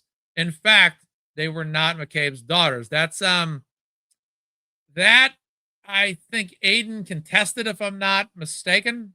I think that was contested there. I forget now. That I have not thought of that story in a while. I think Aiden might have been contesting. I can't recall now. But okay, we'll move on. Carney was an unlikely person to take on this role. Well, I think the reason why an unlikely person, being an independent journalist, was the right path was because, social media. Social media is a big force nowadays, and obviously going to Channel 4 or 5 about this, or any local news media outlet's not going to do the trick. NECN's not going to do this for you. The only option you really have is to probably do exactly what Karen Read did, is to get in contact with somebody like Aidan Carney and allow him to start publishing these stories. Carney was an unlikely person to take on this role. Less than 2 weeks after O'Keefe's death the prior year, he addressed the case on a YouTube live stream. Quote, no doubt she killed him because obviously the taillight was out, but who the fuck intentionally kills someone by backing into them? He told his fans. He speculated that Reed was drunk and had driven into her boyfriend by accident. So, yeah, I mean, that tells you right there what at that point Aiden Carney hadn't really learned much about the case. He didn't know much about the case. And like all of us, you hear stories come and go every single day on the news. Even when this incident happened, I probably had WBZ on that day when this happened and probably heard it and then just didn't think anything of it. And as a result of that, you initially, until you really start to come to focus on something, even in the first week or two of learning about this case, more formally in May, I think it was all of May, not April, 2023. It took me a couple week or two to start to really wrap my head around all of it, right? And that's the way it usually goes. And with Aiden here, you see him when he's asked about it. No doubt she killed him because, again, at that point, like anybody else, when you hear something like that, you're told by the media, this woman ran into her husband. And again, I'm guessing Aiden probably didn't pay too much attention to the story, not enough, maybe more subconsciously than consciously, I'm guessing. And again, no doubt she killed him because why would he think otherwise, right? Why would any of us think otherwise? And that's probably why this story didn't stand out to me when I heard it on the news, because I don't remember even hearing about it on the news, right? And then it says, because obviously the taillight was out, right? But but this is funny. What's funny here about what he says is even then, there's a level of skepticalness from Aiden where he makes the comment, but who the fuck intentionally kills somebody by backing into them? And yesterday, Aiden posted a video of two guys on a dock and this guy getting hit and hitting the back of his head. Because again, a fight, a scuffle that leads to such an injury is more likely to happen in society, or two guys fighting over a woman that becomes very physical and death-defying is far more likely to happen in our society than a woman getting so upset with her boyfriend that she puts the car in reverse and runs him over and tries to kill him. Because you never, well, I quoted the F word. I quoted the F word there, but I did say the F word on my own vernacular earlier in the show. So again, like even yesterday, Aiden posted that video of that guy hitting that guy on the dock and the guy hitting the back of his head. Those kind of things can happen. Fights, scuffles happen every day. Two men argue in a bar over a girl. It probably happened last night in about 30 cities and across this country, okay? People fighting over women. She's mine, bro. No, she's mine, bro. She's my girl, dude. Get your own, bro. That happens all the time. It's very common. It's very common. That's why some theories about what really happened to John O'Keefe are more believable. Because I don't really ever hear a story in society. Like, when do you ever turn on the news across the world, not even our country, not even our state, but across the world? And do you ever hear about somebody backing up in reverse and driving, 27 miles per hour in reverse to take somebody out, taillight shattering? You never hear these stories because they never happen. Because nobody's ever going to drive at somebody in reverse. And even when Aiden's initially hearing about the story, even his subconscious wisdom, even only knowing so much about the story at the time, he even, at that point, he accepts everything at face value subconsciously. But then he says, but who the bleep intentionally kills someone by backing into him? Right there and then, that tells me exactly what the human mind typically thinks. Boy, someone backing a vehicle into somebody, like you never really hear about that. You never really hear about somebody backing up into it. Like who would do something like it? Doesn't make sense because it's just not practical. It just doesn't sound like reality. And it's easy to see why, as Aiden learned more about this story, that he became a believer. And why when we all learned about the story, we became believers in Karen Reed's innocence. Because it doesn't make sense that somebody would back a vehicle into somebody like that. It would make more sense if she drove the car head on into him, right? Head on would make more sense, because you're guaranteed to hit somebody or have a higher percentage to hit somebody with your vehicle. So Aiden, quote unquote, he told his fans, he speculated that Reed was drunk and had driven into her boyfriend by accident. So even then, He doesn't think that it's even any level of pre-motivated murder. It would be like an accident, basically. All right. That, however, was before Reed and her lawyer started giving him access to information. So right here, what she's trying to say is basically, Aiden was an unsuspecting independent journalist, or she might call him a blogger, that just really was skeptical. Like everybody else was fairly skeptical about this story. But then Karen Reed, that was before Karen Reed and her lawyers started giving him access to information about the case to report for them, which could make him a star, an award-winning journalist even. Right? So they're trying to basically say Aiden was egomaniacal. Karen Reed walked up to him and said, Aiden, I have a story for you that you could cover. And you could take this whole thing to an amazing level by helping me, Karen Reed, by covering my story. You could write about me and take your channel to a level far beyond where it's ever been before.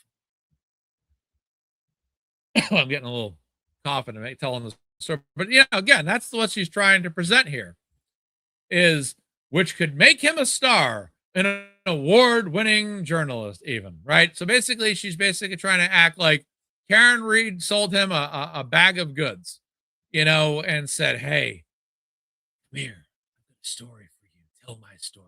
Get it out there. Because Aiden was this unsuspecting writer.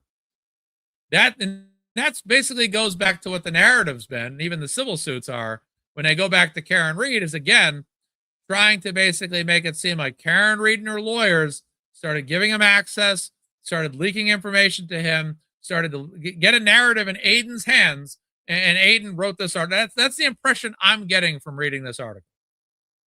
Again, she says, that, however, was before Reed and her lawyers started giving him access to information about the case to report for them, which could make him a star, an award-winning journalist even. So basically, it sounds like, again, if you tell my story, you're going to be a huge star. But nobody knew how big this story was going to get.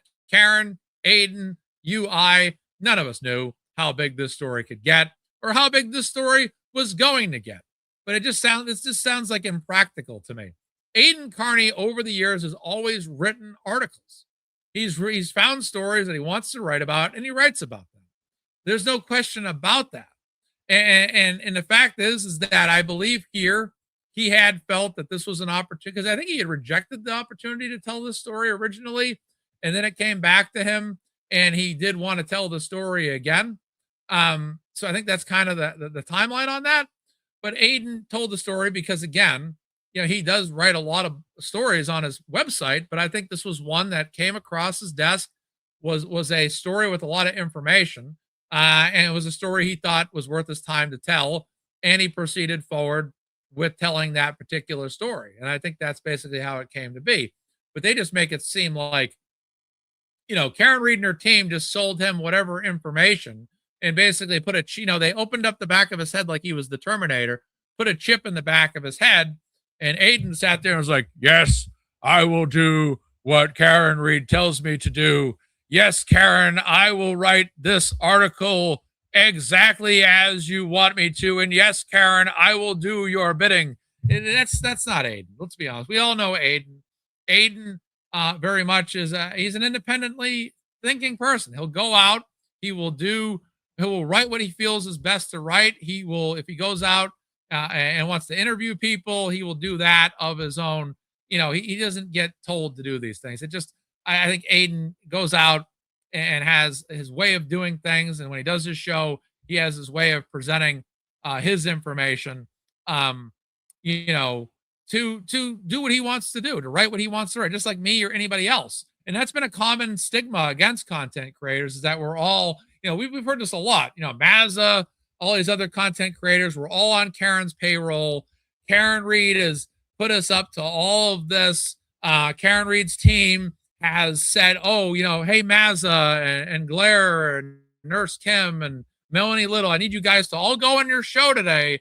And I want you to all say this narrative and all tell this particular story and get that out there to the masses, because that's, it's Karen Reed's team, because none of us think for ourselves. because none of us have the ability to look at this stuff and actually get out there and tell our thoughts on this.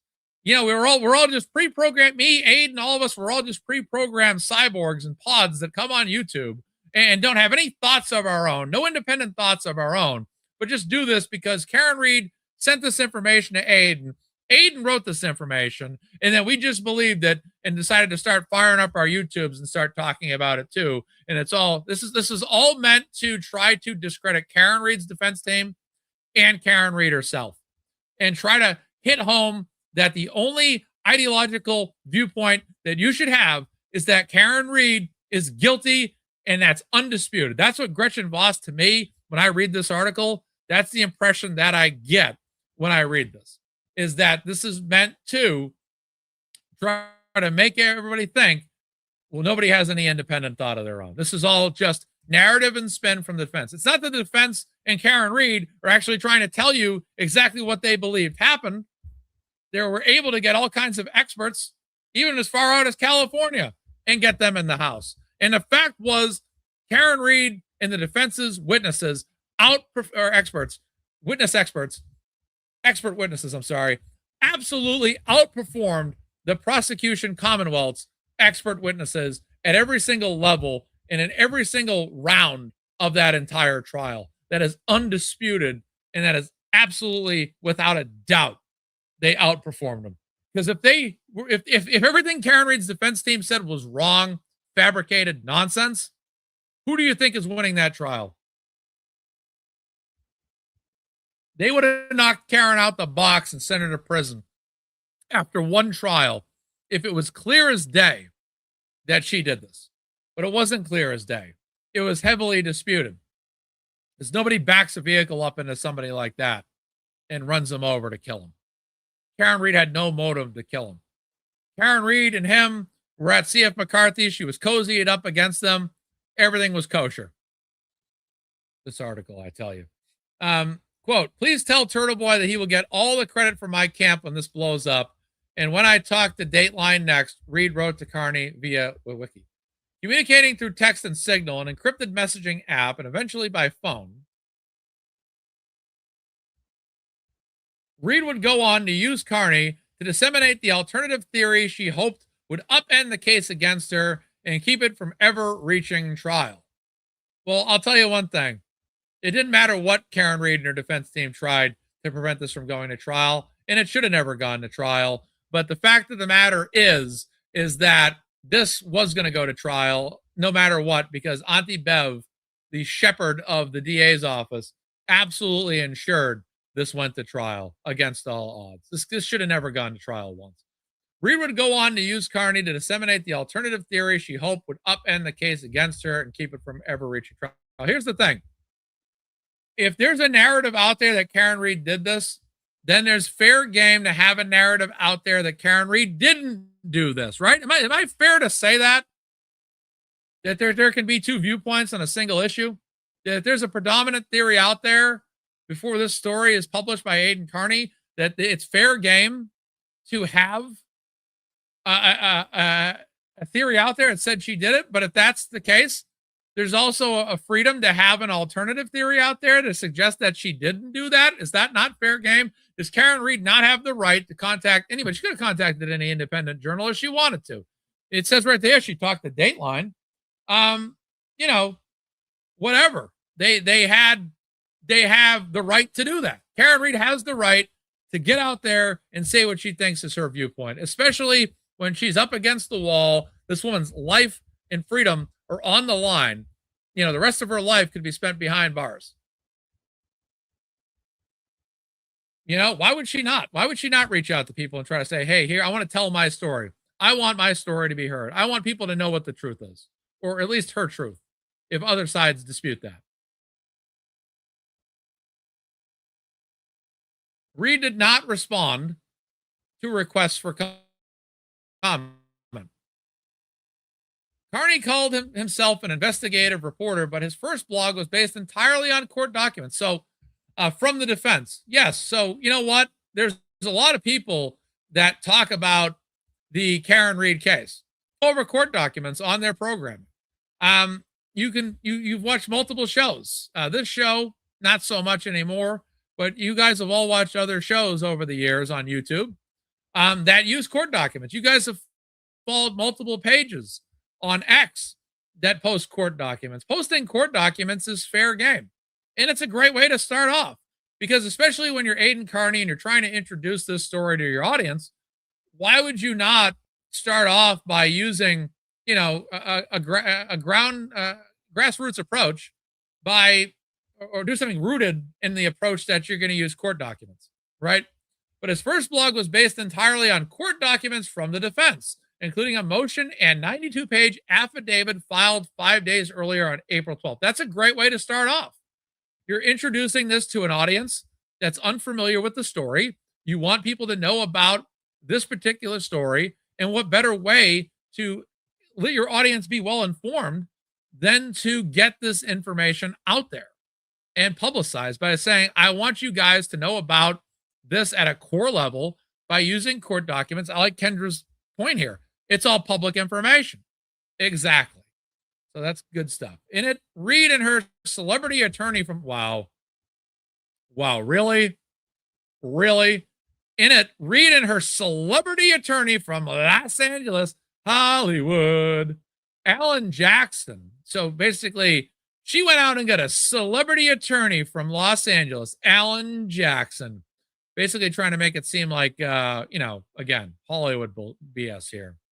Argued that Brian Albert and his nephew Colin Albert were responsible for O'Keefe's death and that Jennifer McCabe helped cover it up along with investigators. Right. So again, she tries to, she has to get her little personal comment in here.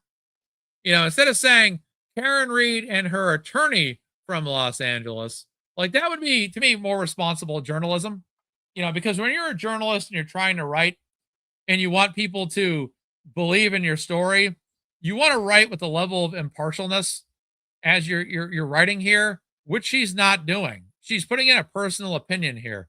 And she might say, well, I didn't say celebrity to try to take a shot at him, but yeah, it is, because what you're trying to do there is you're calling him a celebrity. All attorneys are attorneys at the end of the day. It doesn't matter if they're someone that represented Kevin Spacey or recently Rob Reiner's son temporarily there.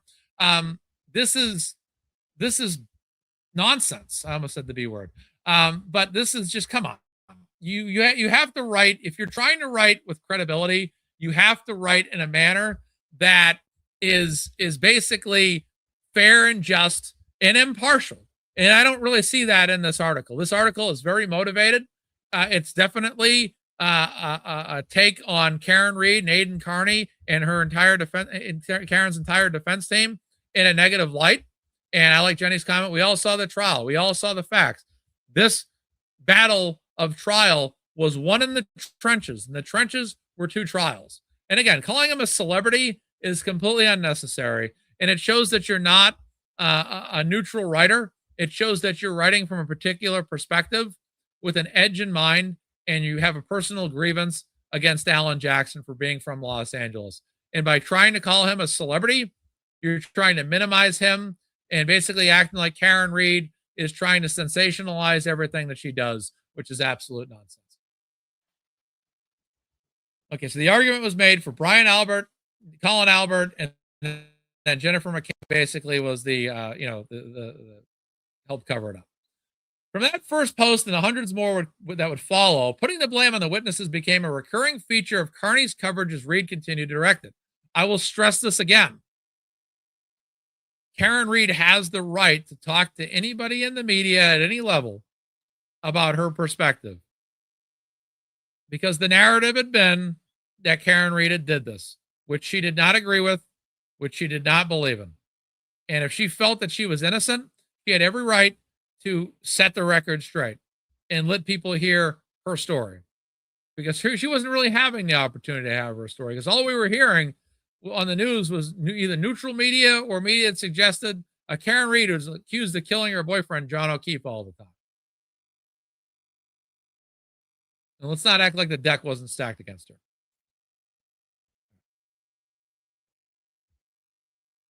Okay, again, Putting the blame on the witnesses became a recurring feature of Carney's coverage as Reed continued to direct it. So she was the big director. You know, she just basically put a quarter in Aidan Carney's head every single time, put the quarter in, wound the thing up, and Aidan just did whatever she said. Because I guess apparently Aidan has no thoughts of his own on this matter. Like Matt Damon said, do you have any thoughts on your own on this matter? You just go around plagiarizing other stuff? No.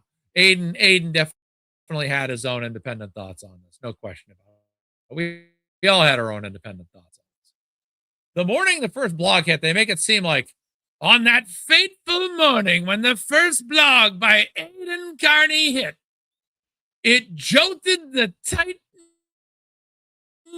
Canton community, rippling through group chats and youth sports sidelines.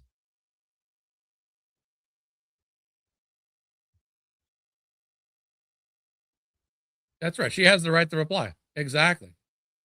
The witnesses' phones started blowing up, their DMs filling with questions and accusations. In the face of the online harassment, all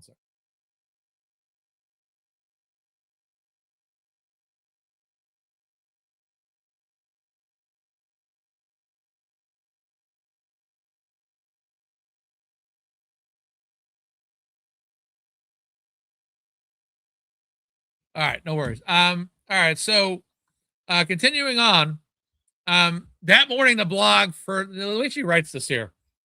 That morning with the blog first hit, it jolted the tight-knit Canton community where nothing bad ever happened, a perfect community where nothing bad ever happens, where everybody gets along, where everybody has breakfast together at the local restaurant every Sunday morning. You know, it's people have different ideologies in every single town. Again, I mean, if the community had been lied to about who really killed John O'Keefe in the first place, well, I guess that initially jolted that tight-knit community, didn't it? I guess that rippled through group chats and youth sports sidelines as well, right? And an alternative theory coming out that completely suggested an entirely different story, you know, would definitely jolt it. I don't doubt that, but you know, they make it seem like this, you know, this awful story surfaced and, you know, absolutely tore apart a town. I mean, give me a break. It's, you know, whatever. The witnesses' phones started blowing up, their DMs filling with questions and accusations, and in the face of online harassment, the witnesses rushed to shut down their social media accounts. So again, it makes it seem like they're on the defense, like, you know, these poor witnesses were being harassed. These poor witnesses were facing all this judgment and wrath, and to stop it, to stop this madness, these people had to shut down their social medias immediately to just avoid this onslaught. Where alternatively, other people might suggest that maybe they did that because they were hiding from the truth. That's an alternative theory, right? There's two ways, there's two sides of looking at everything, right? One side is the poor innocent witnesses who had to shut down their social media. The alternative to that is maybe they were what they said they were. Maybe Karen Reed was right. Maybe Aidan Carney was right? Maybe that's why they shut down their social media, to hide from the truth. Maybe they were afraid. I don't know. But, you know, it's up to everybody else to decide. But it just, you know, it just, again, both sides, you know, if there's one predominant theory out there, then an alternative theory should always be able to come out too. Reed appeared pleased with the fallout. Quote, "They're all folding," she texted Carney through a wiki. I mean, yeah, I mean, why wouldn't Karen think that? You know what I'm saying? For Carney, the reaction was welcome. His page views, largely from readers who call themselves turtle writers, surged to a reported 80,000 a day that April, up from about 40,000, according to figures Carney previously provided to Boston.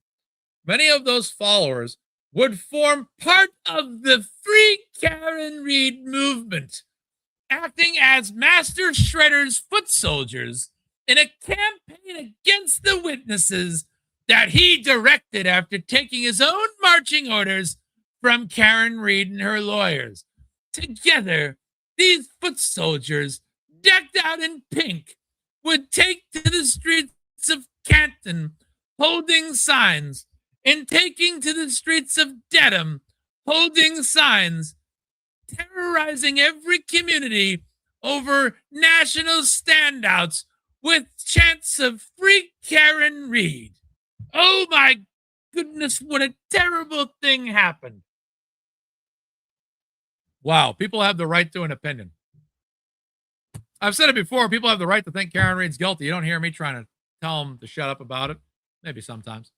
But you know, again, at the end of the day, it's First Amendment. You have the right to believe in Karen Reed being guilty. You have the right to believe in Karen Reed's innocent. But they make it seem like this thing was like an organized chaos here. They all decked out in their Free Karen Reed shirts, stood out everywhere with signs, looked into people's cars as they drove by Legacy Place in Dedham, and barked into people's cars saying, Free Karen Reed, Free Karen Reed. Together, these sinister and evil Free Karen Reed people rippled through every community in the state of Massachusetts and beyond. To do this, to try to push this narrative that Karen Reed, who was really guilty, was really innocent. I just tell you, this is quite the article. This is quite the article. This is quite the portrayal of Karen Reed supporters here. This is incredible stuff. This is incredibly entertaining. This article is absolutely entertaining. This is just wild. Many of those followers would form part of the Free Karen Reed movement, acting as foot soldiers in a campaign against the witnesses that's Aidan Carney, directed after taking his own marching orders from Karen Reed and her lawyers. Yes, it was all part of the plan. Yes, it was all part of a diabolical plan, Gretchen. We all did this because we organically believed in Karen Reed's innocence. We all believed that Karen Reed was innocent. People took their time to believe in this story. And yeah, that happens. Believe it or not, people think for themselves in our society. And people chose to go out there and support Karen Reed. People chose to go out there and fight for Karen Reed. And that's it. The best Karen Reed can do is tell her story to Aidan. And the best Aidan can do is tell his stories through his articles. That's the best that they all can do. This thing took off because it was a story that people believed in. Aidan even said it himself when he saw the Canton Select Boards. He said, this thing has taken on a life of its own. Because people in that community in Canton saw what was going on. They read the stories and said, oh my God, I think we definitely have been lied to here. You know, I really don't think Karen Reed did this. They said that Karen Reed did this. They said that Karen Reed did this. They said it was her. They told us that Karen Reed went out there, ran over her boyfriend in reverse back in 2022 and killed her boyfriend. And, you know, we're finding out now, and maybe that's not true, because the more and more I read about this stuff, the more and more I look into this story, I believe in it. And I think that was always the plan, was to blame Karen, anticipate no pushback, make Karen, try to get Karen to believe in it. Karen, I think you hit him.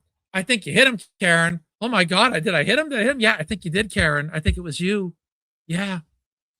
You know, that was the whole plan, but they never expected Karen Reed to fight back. They never expected someone like Aidan Carney to write about this. They never expected people like you and I to get out there and believe in this story and this thing to take on a life of its own, where we had standouts. We had national standouts. We had gatherings. People rocked Free Karen Reed shirts. And that Judge Beverly Coney didn't like that because they had back-to-back buffer zones in 2024 and 2025. Unbelievable.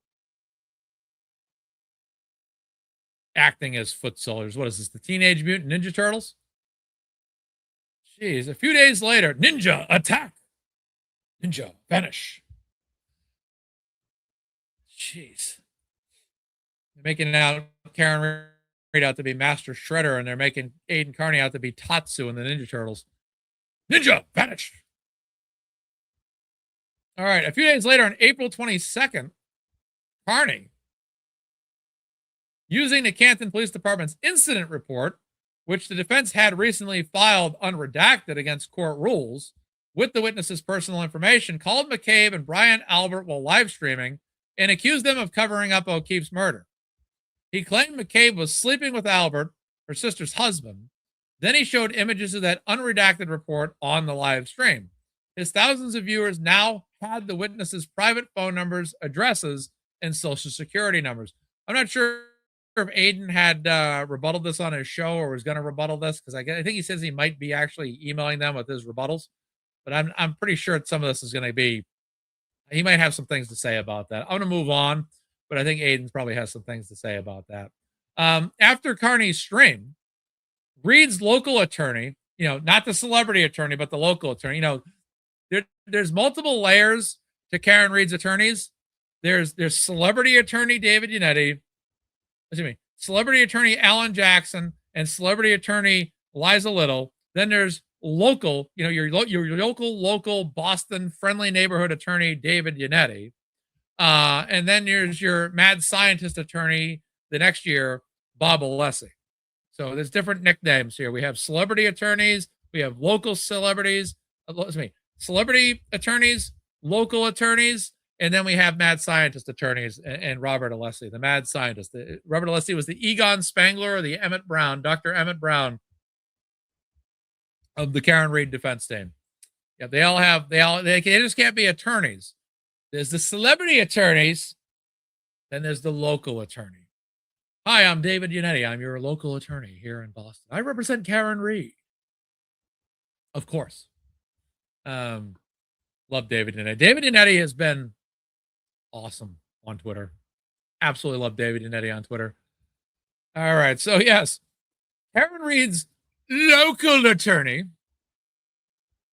David Yannetti, texted to congratulate him after Carney's stream. That was priceless, dude. Great fucking show. Really enjoying the turtle reporting, quote he wrote, adding that Carney mispronounced his name, but, quote, I loved you. I loved how you followed it up by, that proves that I'm not talking to them, end quote, adding, according to Carney's phone extraction. Lisa, good afternoon. Hope you're well. Yeah, Yannetti is the reason for the confetti. There's no question about that. Confetti for Yannetti. The next day, Wawicki sent Carney a message from Reed, who wanted him to write more about the secret federal probe. Not, quote, not public.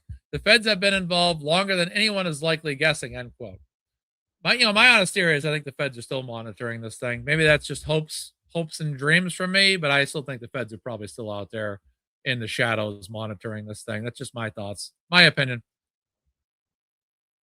We have a celebrity roofer. Steven's a celebrity roofer. I like it. All right. A week later, Wawicki relayed confidential federal grand jury information that Reed should not have known about. Quote, the first assistant U.S. attorney, they don't shoot and miss. They have a case and way more evidence than we do. I know this for a fact. Jen McCabe testifies this coming week. I'm not sure about the others. This is not going to trial for me, end quote. The following week on May 3rd, at the first pretrial court appearance following Carney's inaugural blog, it appeared clear that the effort to seed the alternative theory through Carney's coverage was working. For the very first time, a crowd of protesters, yes, that's right, those are foot soldiers, ladies and gentlemen, evil, sinister foot soldiers supporting Karen Reed, led there by the orchestration of Aiden Carney Turtleboy. For the first time, a crowd of protesters gathered outside the courthouse, and a few dozen TV cameras and reporters were there to capture it all. Oh my goodness, that's terrible. People, you mean to tell me people were exercising their First Amendment rights? You mean to tell me people who believed that Karen Reed were innocent showed up outside a hearing with signs to suggest that they thought that Karen Reed was innocent? My goodness, that's terrible. Hide your kids. Oh my goodness. This is ridiculous. People have the right to have an opinion. People have the right to have signs and state what they believe. We didn't tell the blue shirts to go away when they showed up in 2024 saying that Karen Reed was guilty. They have every right to be there as much as we do. The fact was there's just a lot more of us than there were of them because more people believe in Karen Reed's innocence. Bottom line. But again, people have the right to go out there. Again, for the very first time, a crowd of protesters gathered outside the courthouse, and a few dozen TV cameras and reporters were there to capture it all. Quote, they were clapping, end quote, Jackson told Boston in 2023. Open quote. And then as we walked in, the door shut. They started applauding, and we realized, okay, Things have just been shifted, end quote, and our evil, sinister plan to get people out there expressing their First Amendment freedoms had finally worked.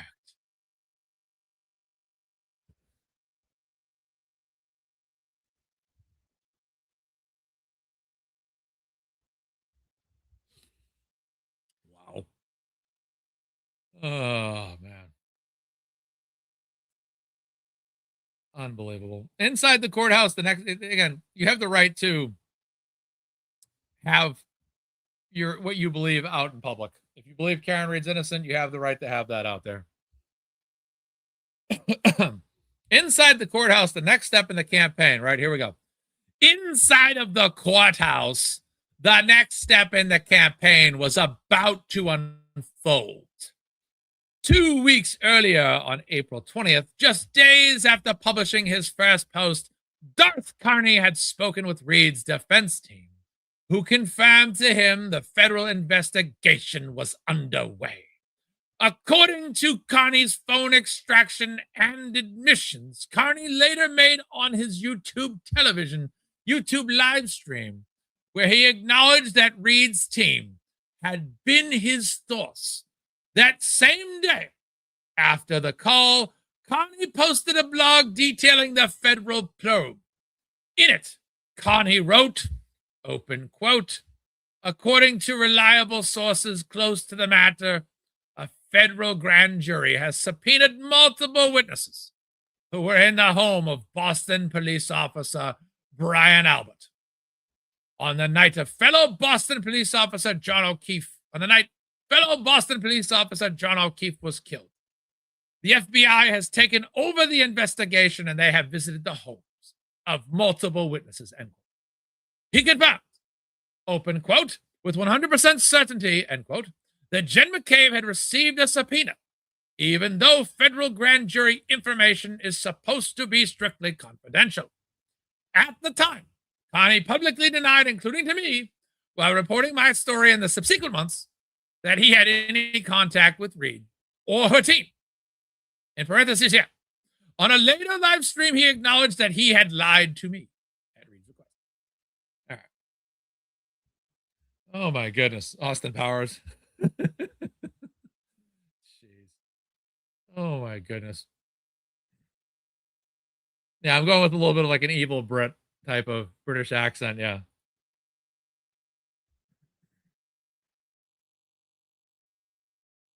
On May 3rd, the defense team's leak came full circle.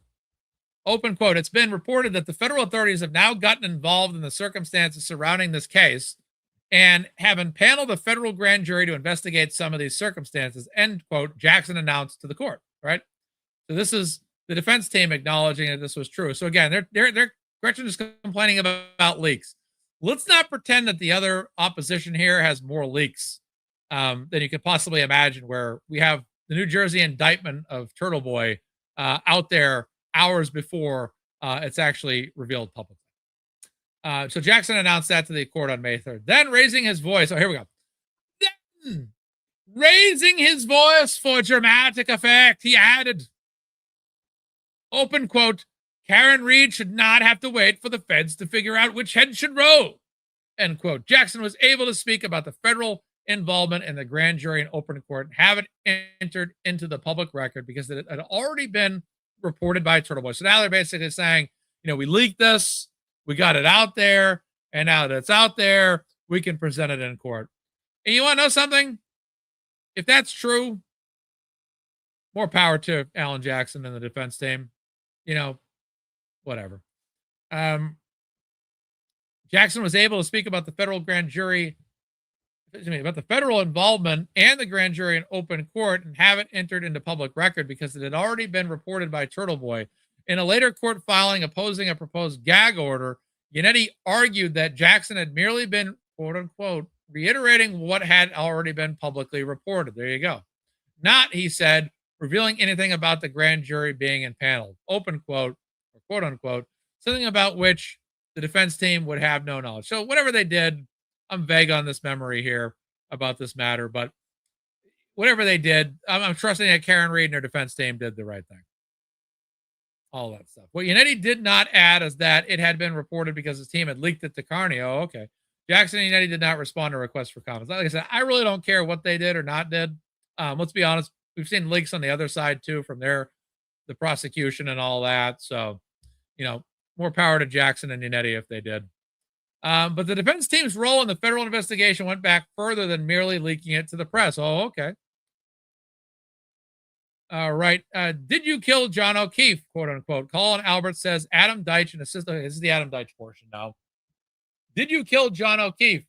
Colin Albert says Adam Deitch, an assistant U.S. attorney, yelled at him. No, he replied, shocked.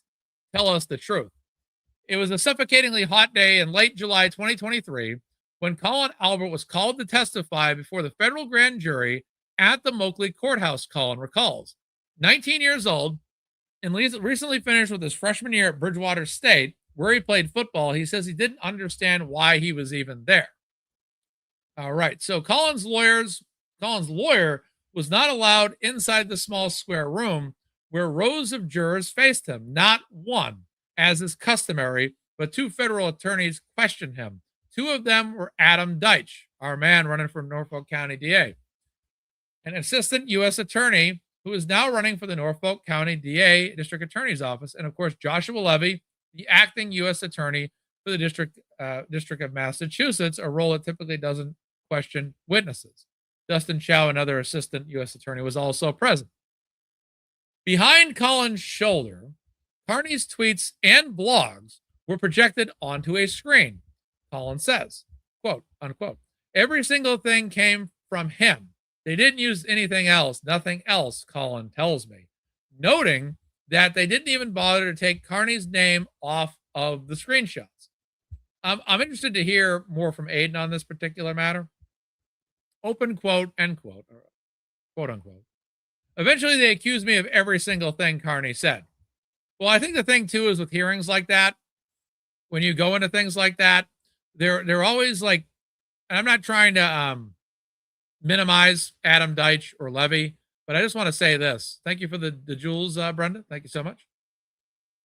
When you go into any kind of hearing, typically, or you ever watch, hearings that are happening or whatever, grand jury, whatever it is, it doesn't matter what aspect it is, wherever, your questions are not going to be softball questions. Your questions are usually going to be like, pretty much borderline accusatory. And it should probably be that way for both sides. It's like, did you do this? They're not going to come at you and say, like, Auntie Bev, did you do this? It's not going to be like that. It's not going to be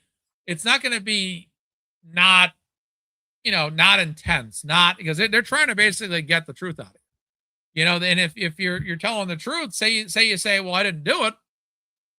Well, they're still going to come at you, but they want to put pressure in that room. They're not going there to serve you a chocolate vanilla ice cream cone with chocolate and colorful sprinkles, half vanilla, half chocolate sprinkles and maybe colorful sprinkles on the chocolate ice cream. They're not serving you ice cream. They're not going to give you a Happy Meal at McDonald's. This is going to be pretty much an interrogation, you can expect. And that doesn't matter if you're somebody that's going in there as a known guilty party or believed guilty party, or someone that's going in there as an innocent party. It doesn't matter. You're going to get grilled. you're not going in there for ice cream, and Happy Meals. So again,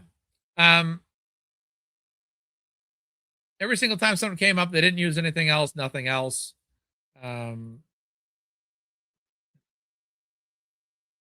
Colin tells me, noting that they didn't even bother to take Carney's name off the screenshots. Eventually, they accused me of every single thing he said. They also projected, Colin says, the same pictures Carney had published on his blog. Colin playing football, calling at a wedding when he was a young boy. That's the one where I'm sure they used the photo where he was with Michael Proctor. Colin's bloody knuckles. I would say this, though. If you are investigating someone, I'm talking about this very analytically here. It doesn't matter who you are. You're going to want to talk about the subjects in question. The hot button things, the things that are surfacing, the information that's surfacing. You're going to be, okay, you played football, calling at a wedding. If that's, again, young, is this is a tie to Michael Proctor here? You're going to be asked about that. If you have bloody knuckles, look, that's fair game. they're gonna want to know. Look, this is a serious matter here. You're there for a big time deal. Um, you're going to be asked about those bloody knuckles. What happened? Why are your knuckles bloody? Tell us about this.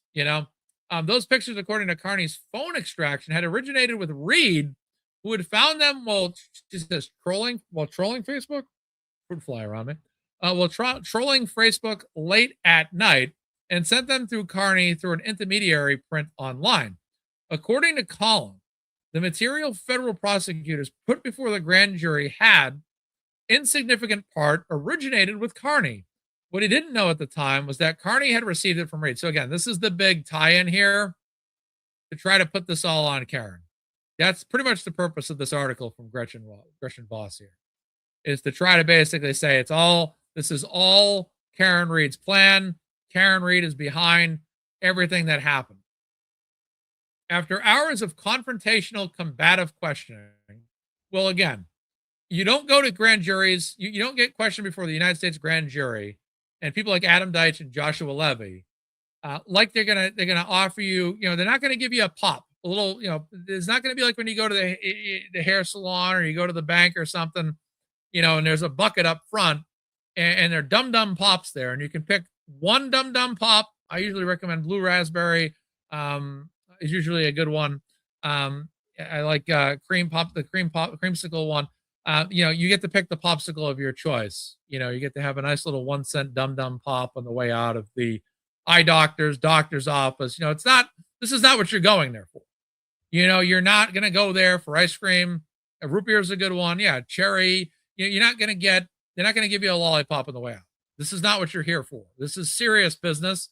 A murder is being investigated, and they have a lot of people that they want to interview, and your questions are going to be anything but softball questions. This is all fair game, right? So Gretchen Voss plays this up as confrontational, combative questions, but the real deal is that's pretty standard. Again, they're not serving ice cream here. Collin asked for a break, went back into a small room where his lawyer waited, and broke down. When it was all over, he broke down again in his father's car, quote, unquote. I couldn't stop shaking. I couldn't even speak. Again, Collin says, I was like, what the fuck did they do to me in there? Well, that's, again, whether this really happened or not, whether this was either said or not, or whether this was his ideology, or whether or not this was true reaction, whatever it was, it doesn't matter, because at the end of the day, you're not going in there for ice cream. Norfolk County District Attorney Michael Morrissey has called the federal intervention in his office's murder case unprecedented. Well, you know what else is unprecedented, Michael Morrissey? Is you going in public and making a public comment about an ongoing murder trial that hasn't even hit trial yet, to give your opinion on who you believe is or is not a suspect. That is not your business as DA. So if you want to call it unprecedented, that's more than fine. But again, there's things that you have done and your office have done that are also unprecedented as well. And quite honestly, this first trial and second trial were an absolute disgrace, if I'm being fairly honest. So Michael Morrissey can say what he wants. It's his right to do so, but I have my right to say what I want to say as well, and I fully disagree with him. He is not the only one. According to a former assistant U.S. attorney who worked in the office's public corruption unit, it is rare for the federal government to open a parallel investigation into an active state homicide case, and rarer still for a murder defendant's attorneys to bring the case to them. Well, I'd imagine that Karen Reed and her defense team did that because they believed that they could. And if they believe that they could, they did because it's something you can do. That's my theory on that. How exactly Reed's defense team got an ear of the U.S. Attorney's Office before the federal investigation began remains unclear. What's clear is a series of documented connections, some direct, some circumstantial, between people around Reed's case and people around the federal office that took it up. Yannetti had a prior professional relationship with Rachel Rollins, the U.S. attorney for Massachusetts, in the fall of 2022. Well, that's interesting. We're talking about David Yannetti having connections, because that's a breath of fresh air, because usually we talk about it the other way around, where everybody on the other side has connections, like Michael Morrissey's office, for example. So Yannetti had a prior professional relationship with Rachel Rollins, the U.S. attorney for Massachusetts, in the fall of 2022 when the federal probe began. He had been invited to serve on Rollins' transition team when she took office in 2019. According to multiple sources, including Morrissey, Rollins deeply disliked Morrissey, whom she had publicly accused of being misogynistic. So, look, I have very mixed views on Rachel Rollins, have historically. I think she's redeemed herself to some degree over time.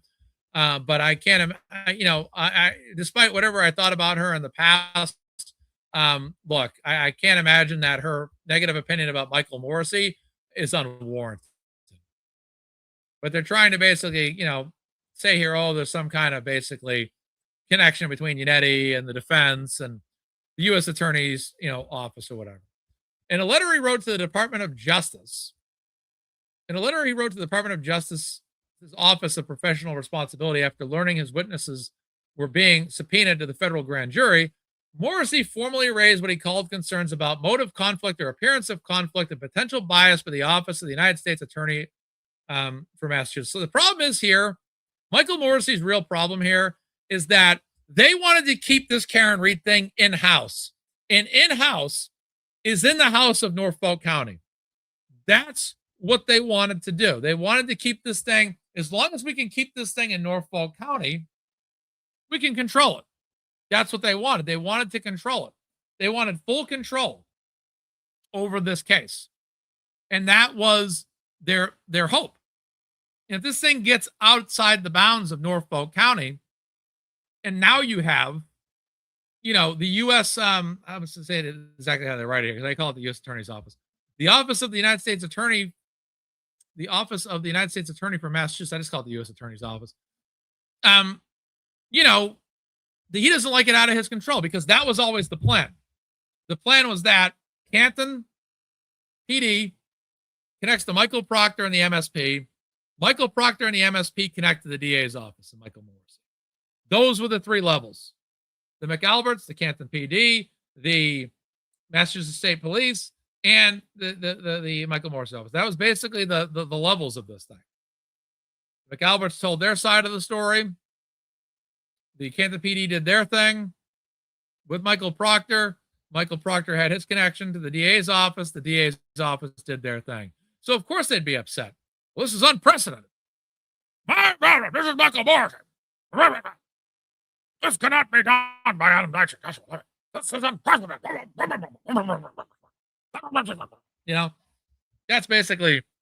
That's basically what's going on here. He doesn't like the fact that he doesn't have absolute power, and that this investigation is being conducted at the federal level parallel to basically a criminal matter in his county.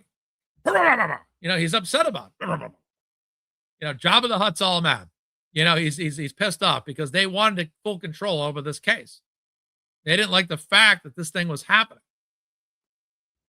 But if it's able to happen, it's able to happen.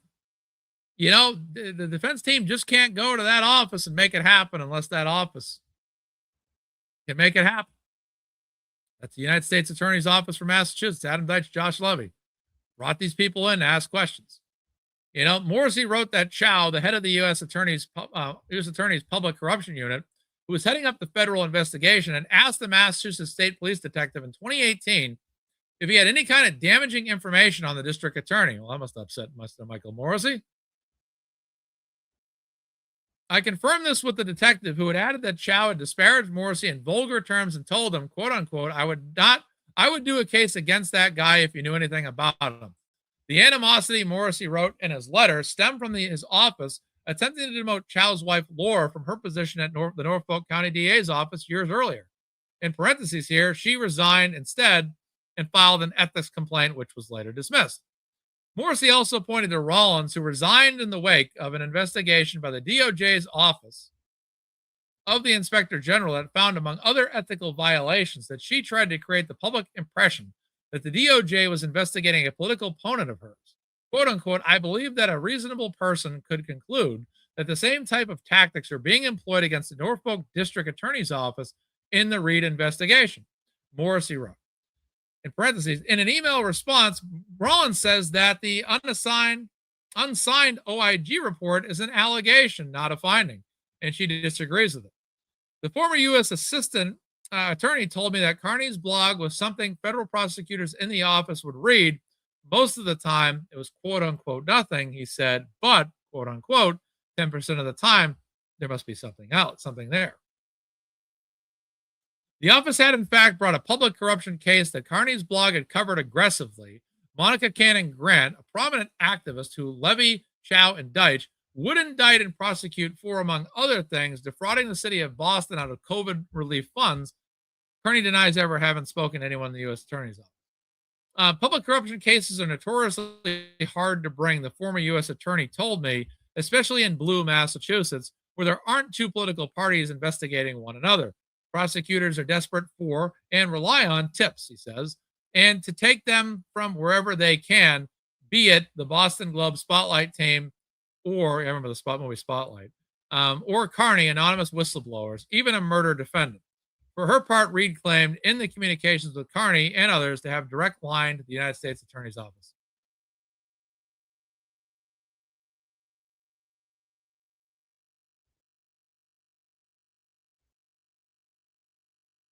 It says, Reed, I'm going to read this again. For her part, Reed claimed in her communications with Carney and others to have a direct line to the U.S. Attorney's Office. Whatever. None of this fully explains how Reed's defense team got their case before the U.S. Attorney's Office.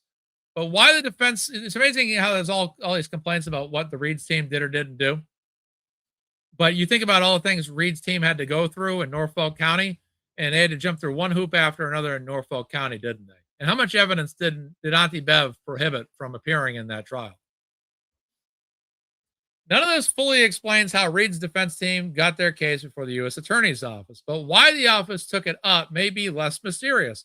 The former assistant U.S. attorney told me that the opportunity to potentially expose a major cover-up involving the state police, Canton PD, and the DA's office would have been, in his words, right in the wheelhouse of any U.S. attorney's office and career defining for whoever led it. That was Levy, then the acting U.S. attorney after Rollins' forced resignation.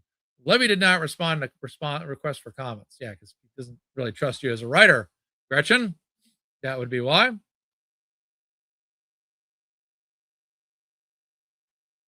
Former assistant U.S. attorney, I'm going to read this again. The former assistant U.S. attorney told me that the opportunity to potentially expose a major cover-up involving the state police would have been right in their wheel. Yeah, right. Of course. Why wouldn't they look into that? If there's concerns about the Canton police, the Massachusetts State Police, the district's attorney's office, why wouldn't you escalate in any way, shape, or form? However, it all went down in September 2022. According to a statement from Jackson in court, the Fed subpoenaed the defense's entire case file. Morrissey says his office reached out to Levy multiple times, offering to share the state's evidence from their investigation. Levy turned them down.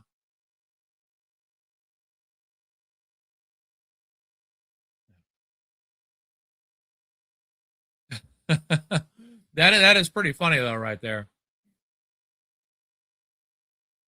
Continuing, instead, Levy called the witnesses before a grand jury. Why not? When you have the leverage that the feds have, sometimes you want to put the pressure on. You drag people into the grand jury. What kind of stirs the pot, gets people talking, says the former assistant U.S. attorney, adding that if he had caught wind of an alleged vast conspiracy, he too would have pulled out a few strings to see where they led.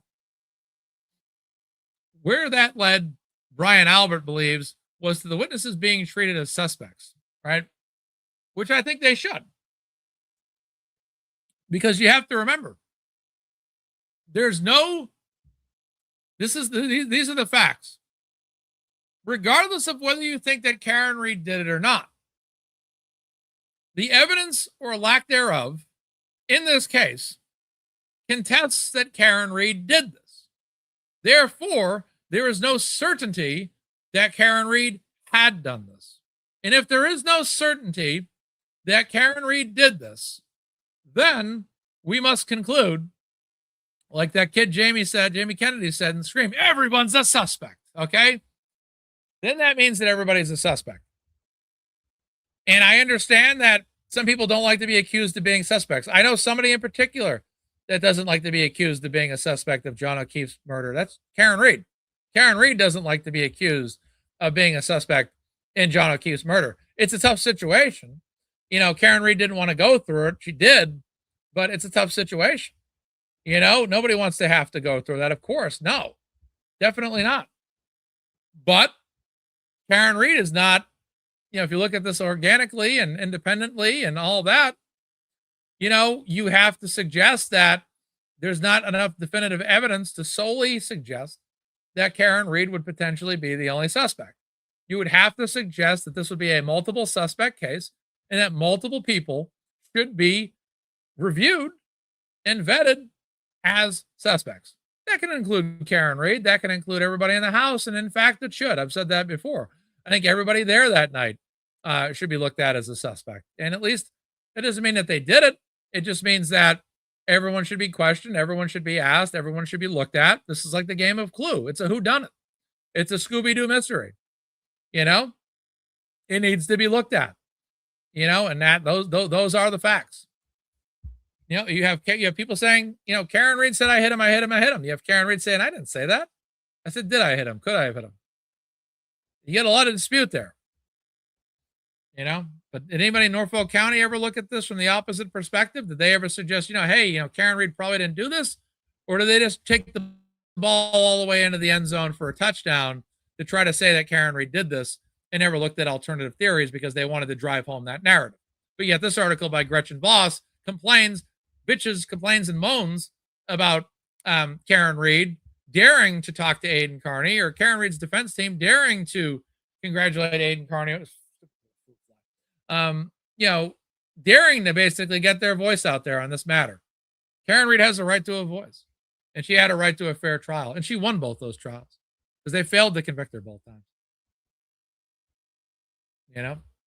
So what that led Brian Albert believes was to the witnesses being treated as suspects. Albert, who was a sergeant detective and commander of the Boston Police Department's fugitive unit, who helped catch the Craigslist killer and who earned honors for bravery and valor, was also called to testify before the federal grand jury. Quote unquote, it was very aggressive. I was not in there as a witness, he says, quote unquote. I was in there as a suspect. That was the first time that anybody of any importance was insinuating that. And you know what? I think that's fantastic. I think that's absolutely fantastic that he and everybody else was looked at as a suspect instead of a witness. Because the fact of the matter is Michael Proctor's investigation was absolutely, and Ken PD, their investigation was absolutely inconsistent and indecisive and incomplete. And the fact is, why didn't the Canton Police Department or the state police department, whomever, knock on his door and ask questions of the people that lived in that house? Because they could have been witnesses. They may have not have been witnesses, but there should have been a knock on that door. There should have been a statement taken. There was an incident outside your house. Are you aware of it? Do you know what happened? Did you hear anything? Did you see anything? Did you see a car flee the scene? Do you know if there was a scuffle outside? Was there an animal attack? Did you hear or see anything? Because again, when you're a police officer, whether at the town level or at the state level, your objective is to obtain as much information as possible because you're attempting to solve a crime. You're knocking on other doors, asking not only people at 34 Fairview, but people in other homes. Did you hear anything? Did you see anything? Do you have a ring camera by any chance? Does that record? Does that information pick up anything between these particular hours? Right? None of that happens. It's just, Karen Reed did it. Karen Reed did it. It was her. And put her up on the stake and set a fire underneath her feet and chant witch at her. That's basically what happened here. And that's, look, in fairness, in a normal investigation and in a normal set of circumstances, someone like the House defendants would not be looked at as witnesses. They would be looked at as potential suspects, right? But the fact was that this was not a situation where potential suspects were vetted for. It was a situation in which it was concluded very early on that Karen Reed did this and that Karen Reed must burn at the stake for. Well, there was significant information to suggest that Karen Reed had not done this. You look at the arm wounds. The arm wounds did not suggest that there's taillight for two reasons. Why was there no DNA on the taillight? And most importantly, why was there no taillight fragment in John O'Keefe's arm if, in fact, he had been hit by a vehicle, taillight shattered, and went in his arm to cause wounds? Yet, there's no taillight found in his arm. There's no fragments of that. And there's no taillight DNA on the taillight that was later found on the ground. That's very suspicious to me. That suggests that John O'Keefe was not hit by a vehicle, but was basically attacked by an animal that may be a dog that potentially could be a German Shepherd. And inside the home of 34 Fairview Road was a dog named Chloe, a German Shepherd. A dog certainly capable of pulling off that kind of an attack. That raises suspicion. What really happened? Why is his arm wounded like that? Why is no investigator from the Canton Police Department or the Massachusetts State Police Department looking at that arm and saying, my goodness, that's a heck of a lot of damage on his arm right there. Why is there no taillight? Why is there taillight, quote unquote, all over the place? Well, why is there no taillight in his arm?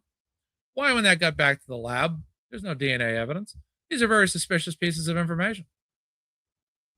You know, why was there taillight footage of the taillight when the vehicle arrived at the Sally Port?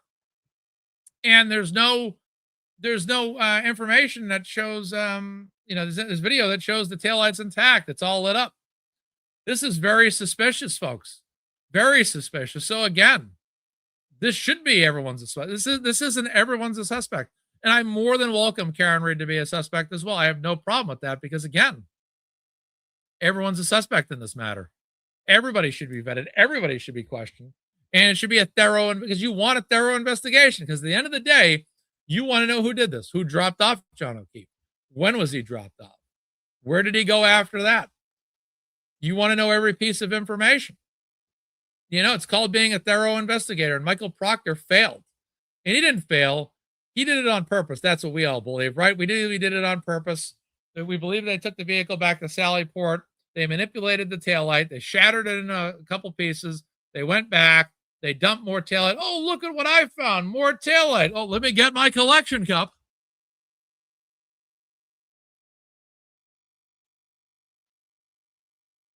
You know, that kind of nonsense. And that's what happened here. And the majority of people that follow this case don't believe in this nonsense at all. Don't buy it. All right. So Brian Albert was not happy. Okay. He goes, I was there as a suspect, and there as a suspect. That was the first time that anybody of any importance was insinuating that. Well, that's because you're out of Norfolk County now, right? Norfolk County and Michael Morrissey didn't want to look at it more objectively, but it should be looked at objectively because Karen Reed's life is at stake now in terms of being in prison the rest of her life if she gets convicted. Just as with his nephew Colin, Brian says the U.S. Attorney's Office appeared to take much of their information from Reed's defense team via Carney's blogs and social media posts. Brian says he was tag teamed by 3 federal prosecutors, Levy, Deitch, and Chow, quote unquote. I do not rile easily, Brian says, and quote unquote, I was freaking distraught, quote unquote. His wife, Nicole, sister of Jennifer McCabe, and McCabe's daughter, Allie, were also reduced to tears by the hostile questioning during their own testimonies. Well, again, this is a investigation. And again, they're not there to give you ice cream. Serve your ice cream when you arrive, give you maybe a Happy Meal, give you maybe some ice cream for dessert, and then allow you to take a dum-dum pop out the door with you on your way out. That's not what goes on in these offices. They are investigating a very serious matter, a matter that I'm sure that they all believed was not thoroughly investigated by the Canton Police Department or the Massachusetts State Police Department and lacked a lot of credibility, quite frankly. And I think the U.S. attorneys took it upon themselves to really give a thorough investigation. And I wouldn't be shocked if they were overselling what really went on there anyways. And that Gretchen Voss is overselling a lot of this too.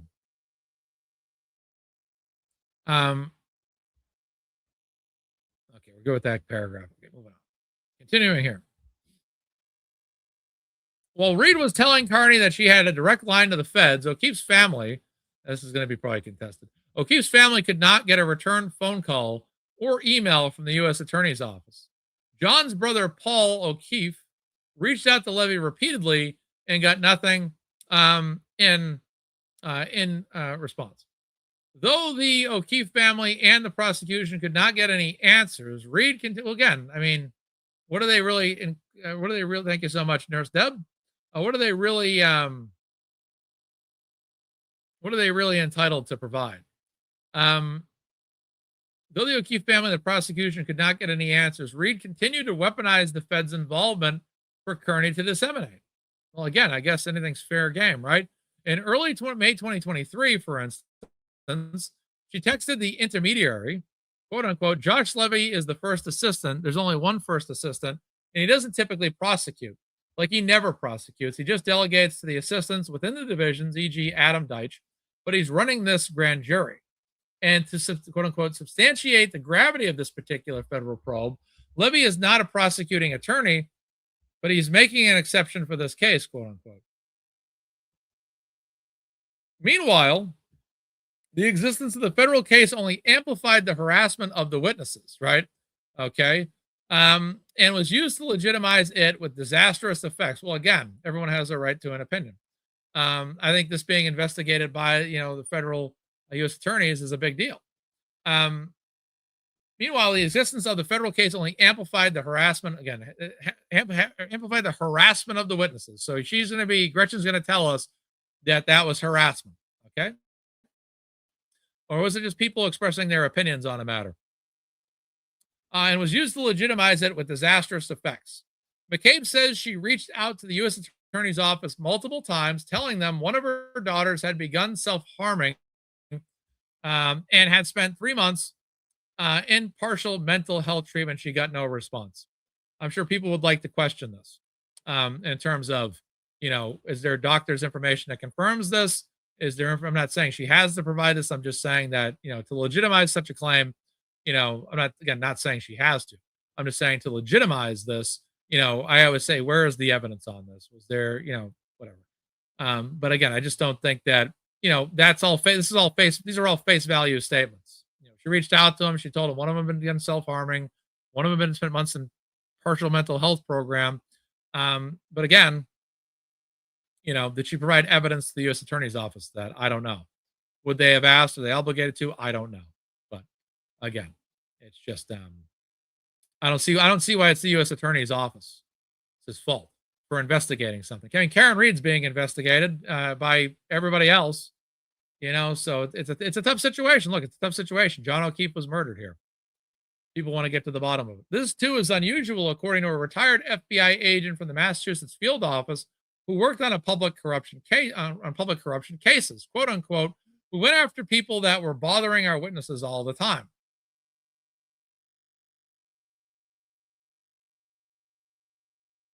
The former agent says it's standard operating procedure, and they could have done the same to Carney and his followers.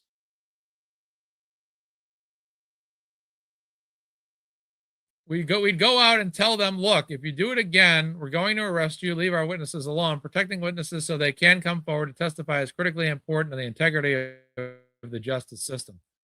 And again, who is this guy? This too is unusual, according to a retired FBI agent from the Massachusetts field office, but yet this guy's name in this article is not provided. It's being left anonymous. This too is unusual, according to a retired damn it, get away from my face. Jesus Christ. Oh boy. This too is unusual, according to a retired FBI agent from the Massachusetts field office who worked on public corruption cases. We went after people that were bothering our witnesses all the time, the former agent says, but there's no information on who this agent actually is.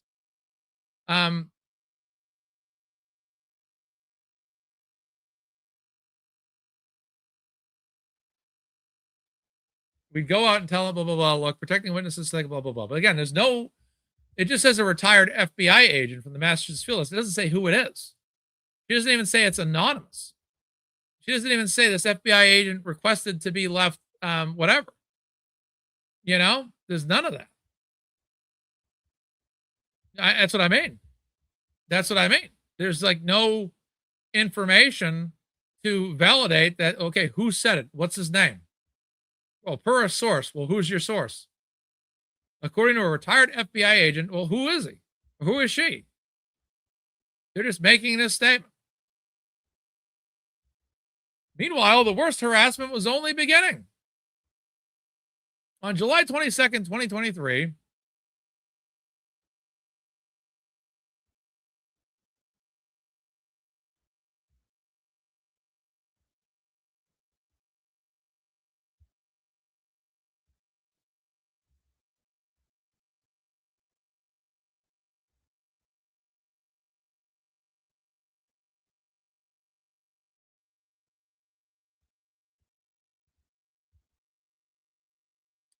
On July 22nd, 2023, thank you for your comment. On July 22nd, 2023, McCabe, her husband, and two of her four daughters huddled inside their Canton home as Kearney stood outside, screaming into, this is the rolling rally, screaming into a bullhorn at a crowd of more than 100 followers.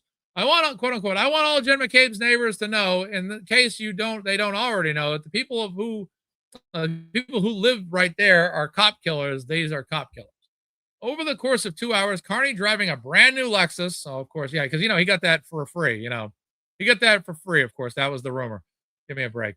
Not that she did not suggest that. I'm just kind of laughing at the narrative that was once suggested. Had led a caravan of cars on what he called a rolling rally. Dozens of cars. You should probably put quotations when you write this, Gretchen.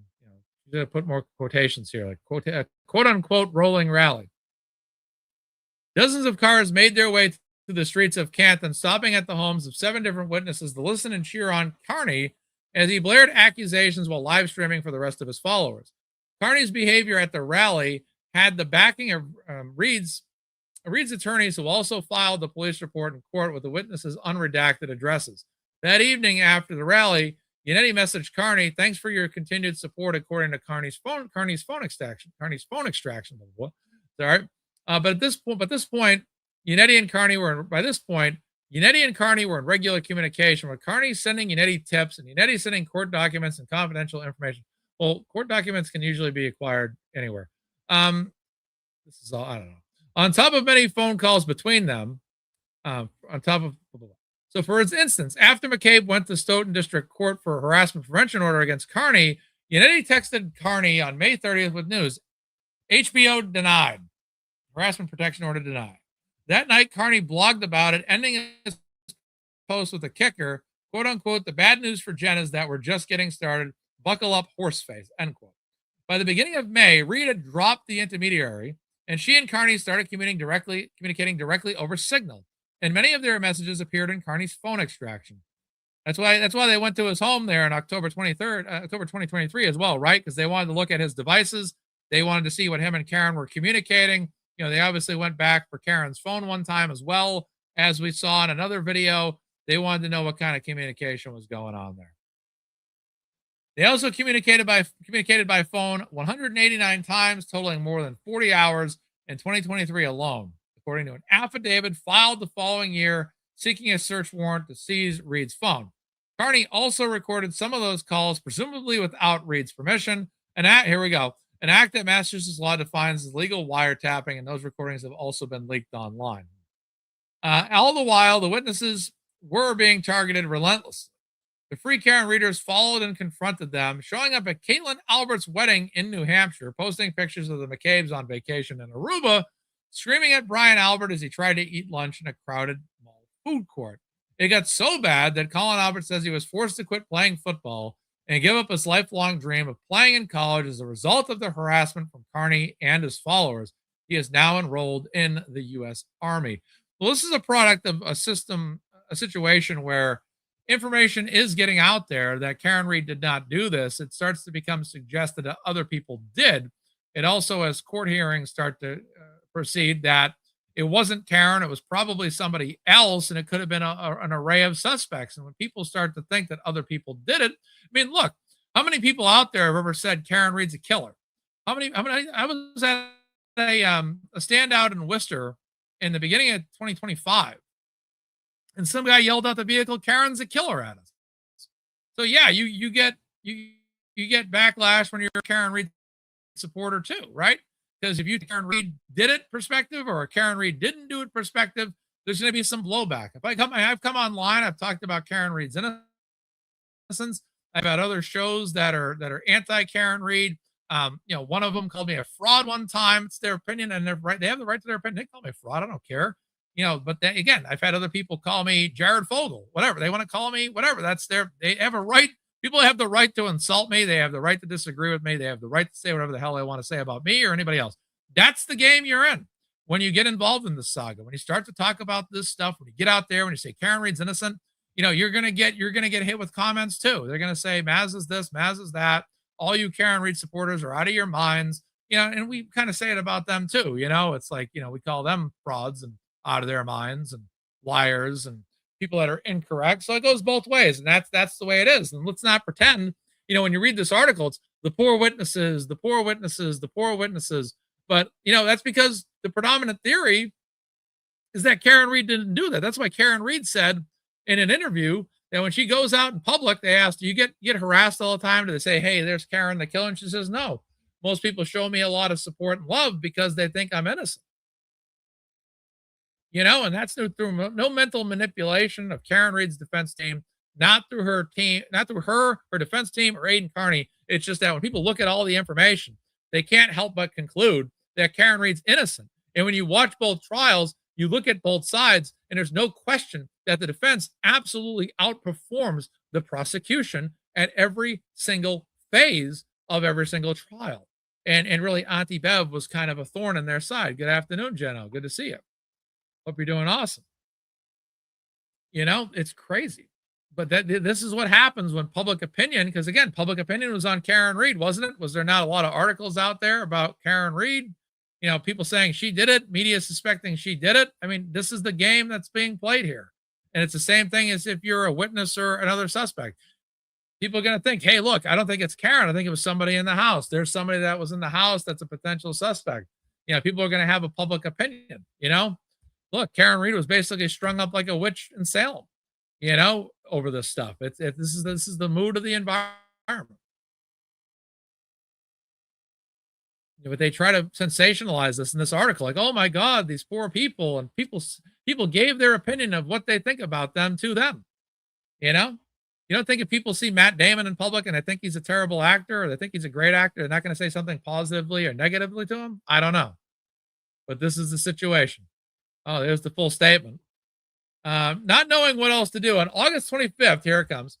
Because, Michael Morrissey was forced to do this because of the U.S. Attorney's Office, of course, right? That's what Gretchen is suggesting here.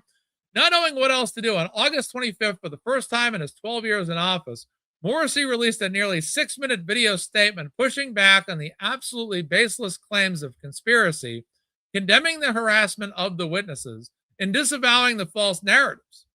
The witnesses, he said, certainly did not commit murder or any crime that night. It didn't help. So who is the district attorney? Because the district attorney is trying, they're having Karen Read tried for murder. The district attorney is just going to get up now and basically say, these people had no involvement at all. It's not his place to speak. Oh, I'm trying to just kind of calm things down or whatever. So he's accusing the U.S. Attorney's Office of being overly involved, and what they're doing is unprecedented. But then at the same time, what he's doing is unprecedented too by trying to speak publicly on this matter. There's simply no evidence. No evidence. Wild stuff. That was a wild video. Wild stuff. So it didn't help, yeah, because everybody looked at it. It didn't help. It actually made matters worse, if that's your argument in this article, because all it did is say, all this did was validate everything we ever said about this being a cover-up and a frame job of Karen Read, when you literally have the DA of Norfolk County taking sides in a criminal case. How many lawyers have been on shows that have said this was absolutely outrageous and unprecedented for him to do this? It's not your place to speak. On September 5th, Carney directed remarks in a YouTube live stream towards Colin Albert, Chris Albert, the father of Colin Albert, quote unquote, I go down to your pizza shop and I stand out there for an hour and I yell shit about your son, Carney said. Quote unquote, I accuse him of some of the most heinous things possible and I affect business. People don't want to go into your business because of the things that I'm saying. A few days later, when Carney texted Yannetti not to worry that he would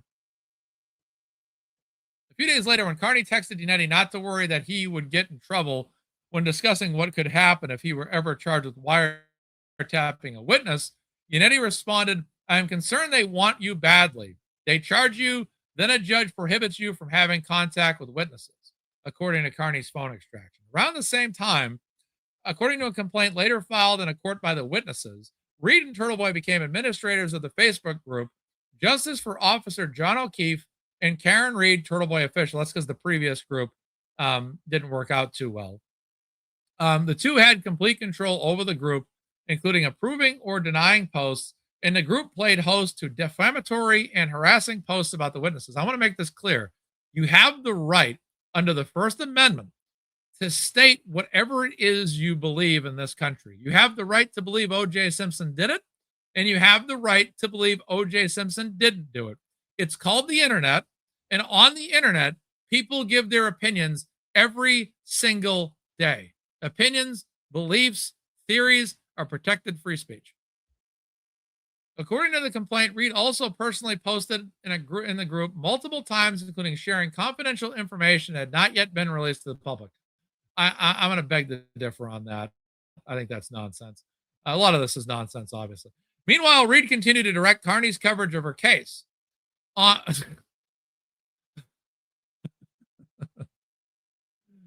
my Lord.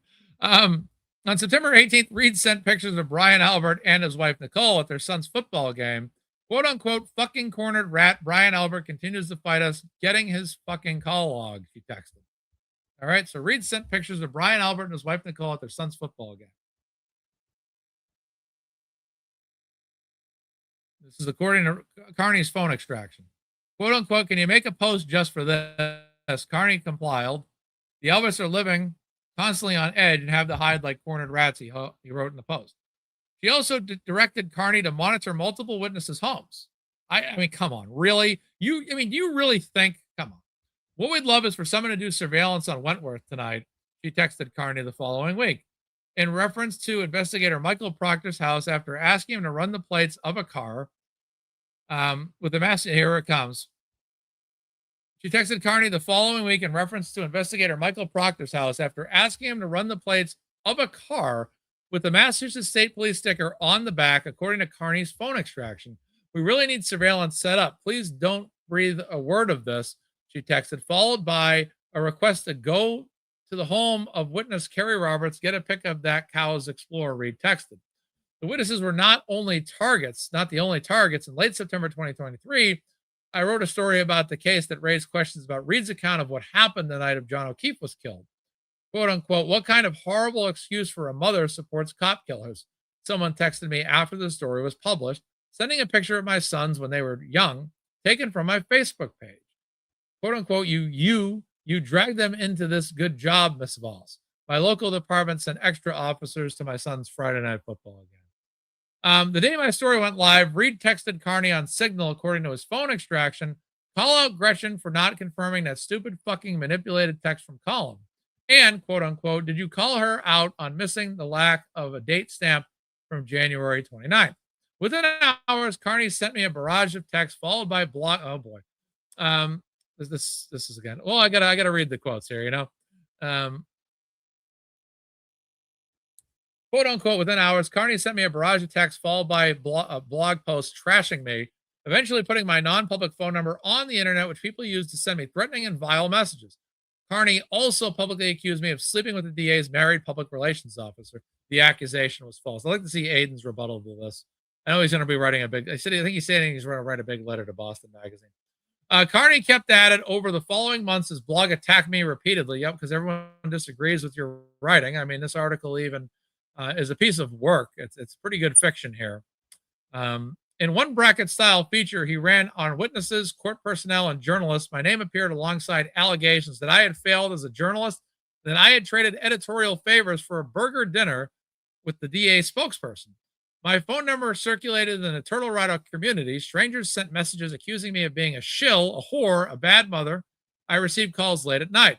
When I appeared in the courthouse to cover the trial, women I had never met called me disgusting repeatedly. Yep, you weren't really liked because of your writing. Yep. None of it changed what my reporting found, but it did make clear that anyone who asked hard questions about the Reed's case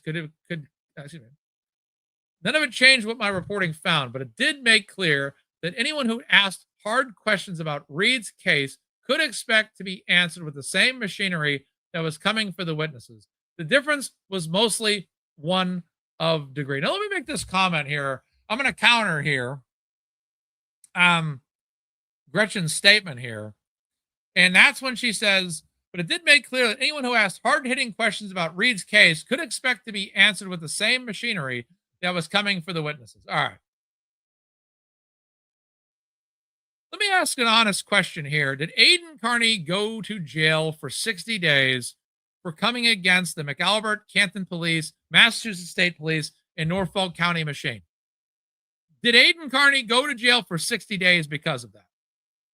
Did they do everything in their power to make sure Aiden Carney went to jail for 60 days as a result of his writing?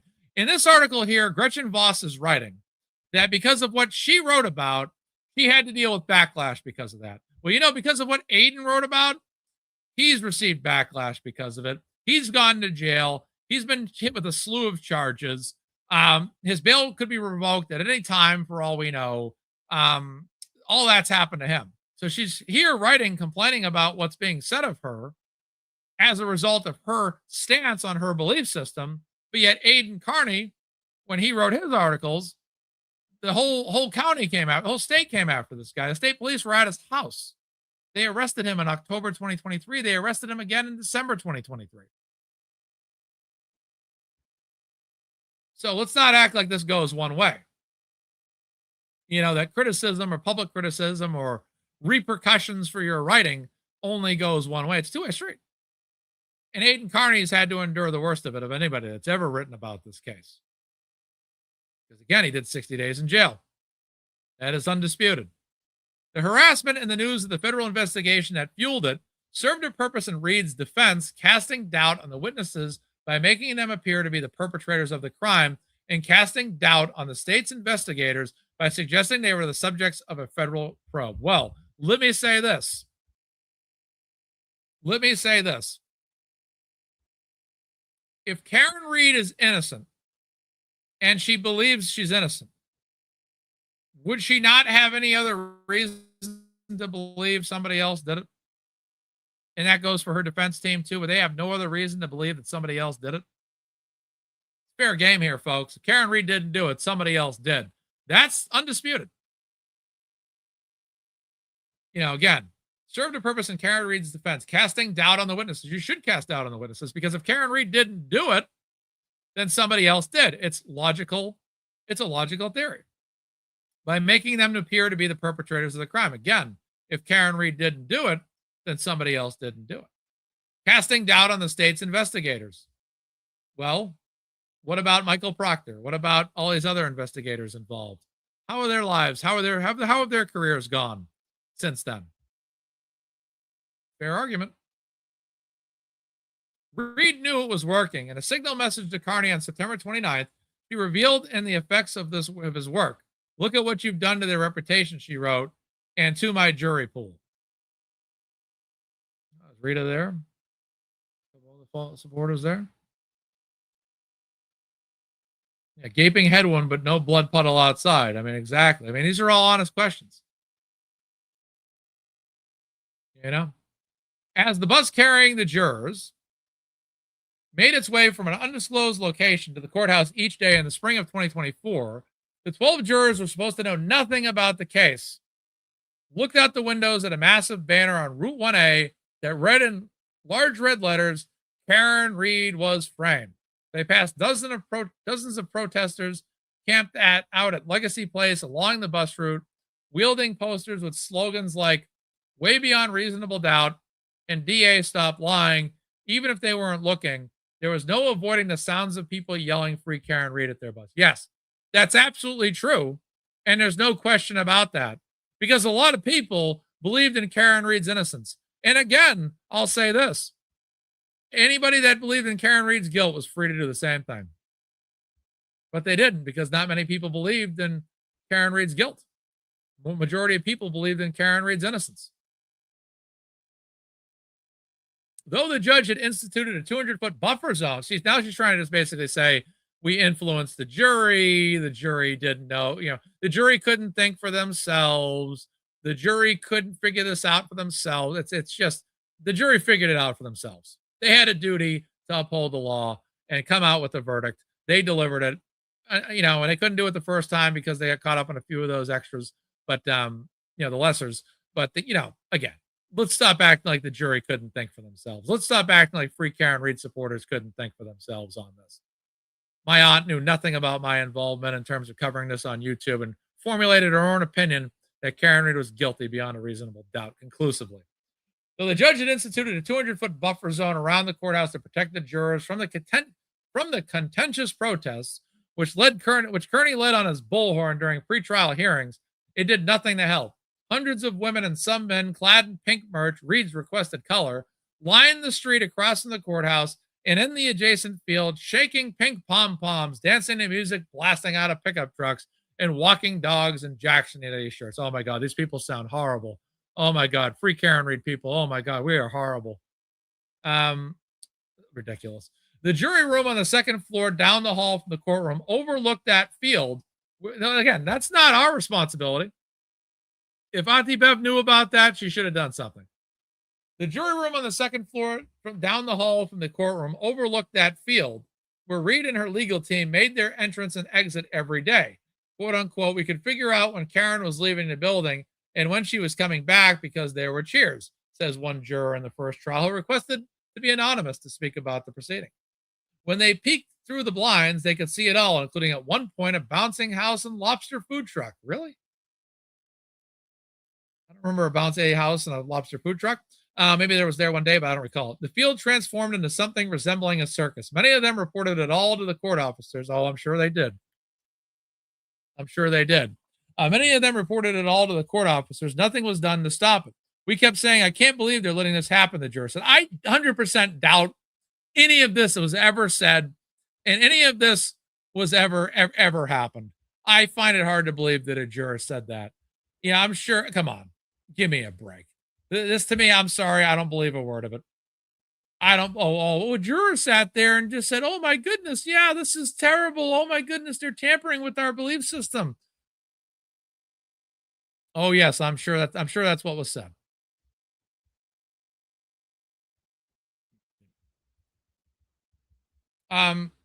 We kept saying, I can't believe they're letting this happen. The juror said, I doubt that was ever said. The juror also recounted what another juror had described. His wife had told him that Kearney was assigning nicknames to each of the jurors. Just knowing that was really uncomfortable and not cool. Well, you know what? That's fair game when you're a reporter. You know, that's fair game when you're a reporter. I know other reporters that did that too. You know, they nicknamed the reporters, and it's fair game because you don't know their names. And, you know, what are you going to say? Juror number one, juror number two. You don't want to out the juror number. So you give them a nickname.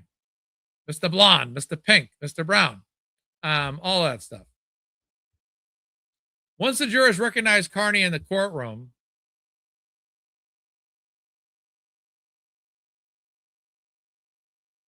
that's interesting though. The juror also recounted what another juror had described. His wife had told him that Kearney was assigning nicknames to each of the jurors. I thought the jurors, when they went home every night, were not supposed to talk about the case or discuss the case. So why was a juror's wife telling her husband juror about what was going on that day? Right? So that means that juror told Gretchen Voss that they had been discussing the case when they got home. Don't talk about the case with anyone. Don't discuss the case. Remember that? In the next day. So you're telling me a juror went home and discussed the case with his wife. Is that what was admitted to Gretchen Voss? Because it says here, the juror also recounted what another juror had described. His wife had told him that Kearney was assigning nicknames to each of the jurors. Just knowing that was really uncomfortable and not cool, the anonymous juror says.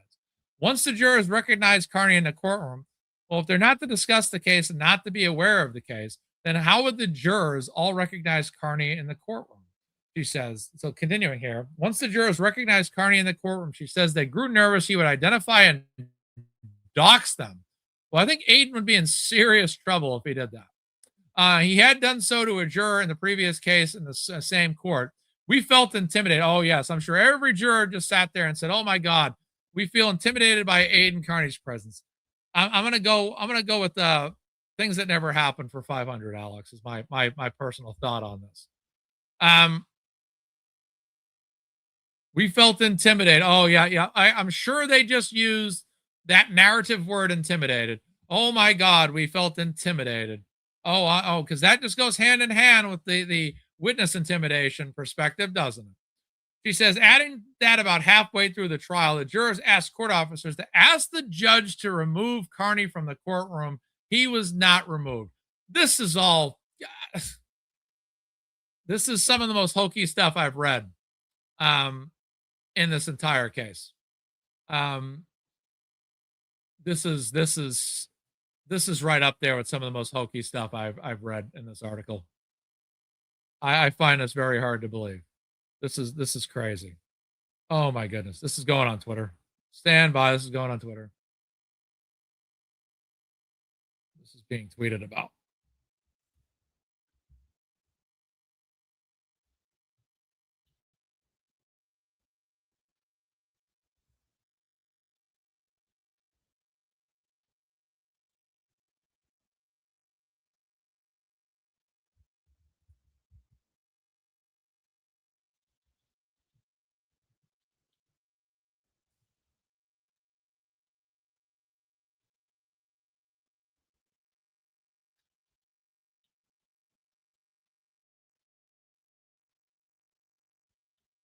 Wow. So Gretchen Voss is suggesting that a juror was discussing the case when they were forbidden to do so.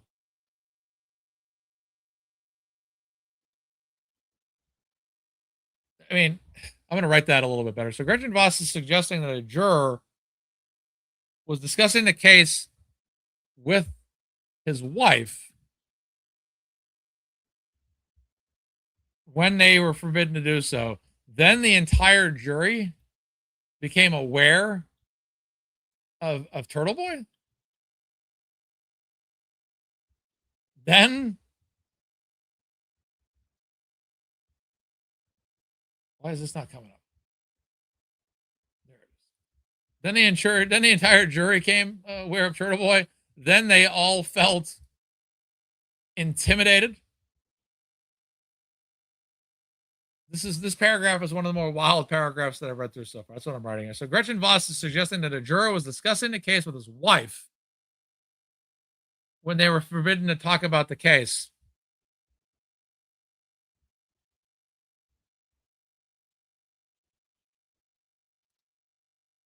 I'm gonna change this up. So Gretchen Voss is suggesting that a juror admitted to her about discussing that sounds better. So Gretchen Voss is suggesting that a juror admitted to her about discussing the case with his wife when they were forbidden to do so when they left court each day. Okay. So Gretchen Voss is suggesting that a juror admitted to her about discussing the case with his wife when they were forbidden to do so when they left court each day. Then the entire jury became aware of Dr. Turtleboy. They then felt intimidated. This paragraph is one of the more wild ones so far. That sounds good. Wow, that's just crazy. Let me just read this one more time. So Gretchen, I like to reread my stuff about 3 or 4 times before I post. So Gretchen Voss is suggesting that a juror admitted to her about discussing the case with his wife when they were forbidden to do so by the judge. Why would a juror admit to that?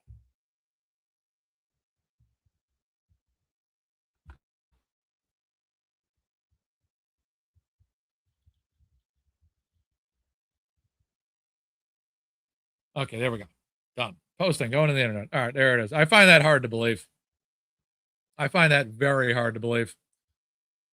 In fact, that they used the word "we felt intimidated." Like, I mean, that just fits the anti-Turtle Boy narrative. That word right there. We felt intimidated. But he was not removed. On July 1st, 2024, the judge declared a mistrial after the jury said they were deadlocked. The anonymous jurors believe Aiden Carney had a direct impact on the outcome. Quote unquote. If the conspiracy theory was never created, there's no doubt in my mind she'd be in jail. No doubt. Well, you're a juror. The anonymous juror believes.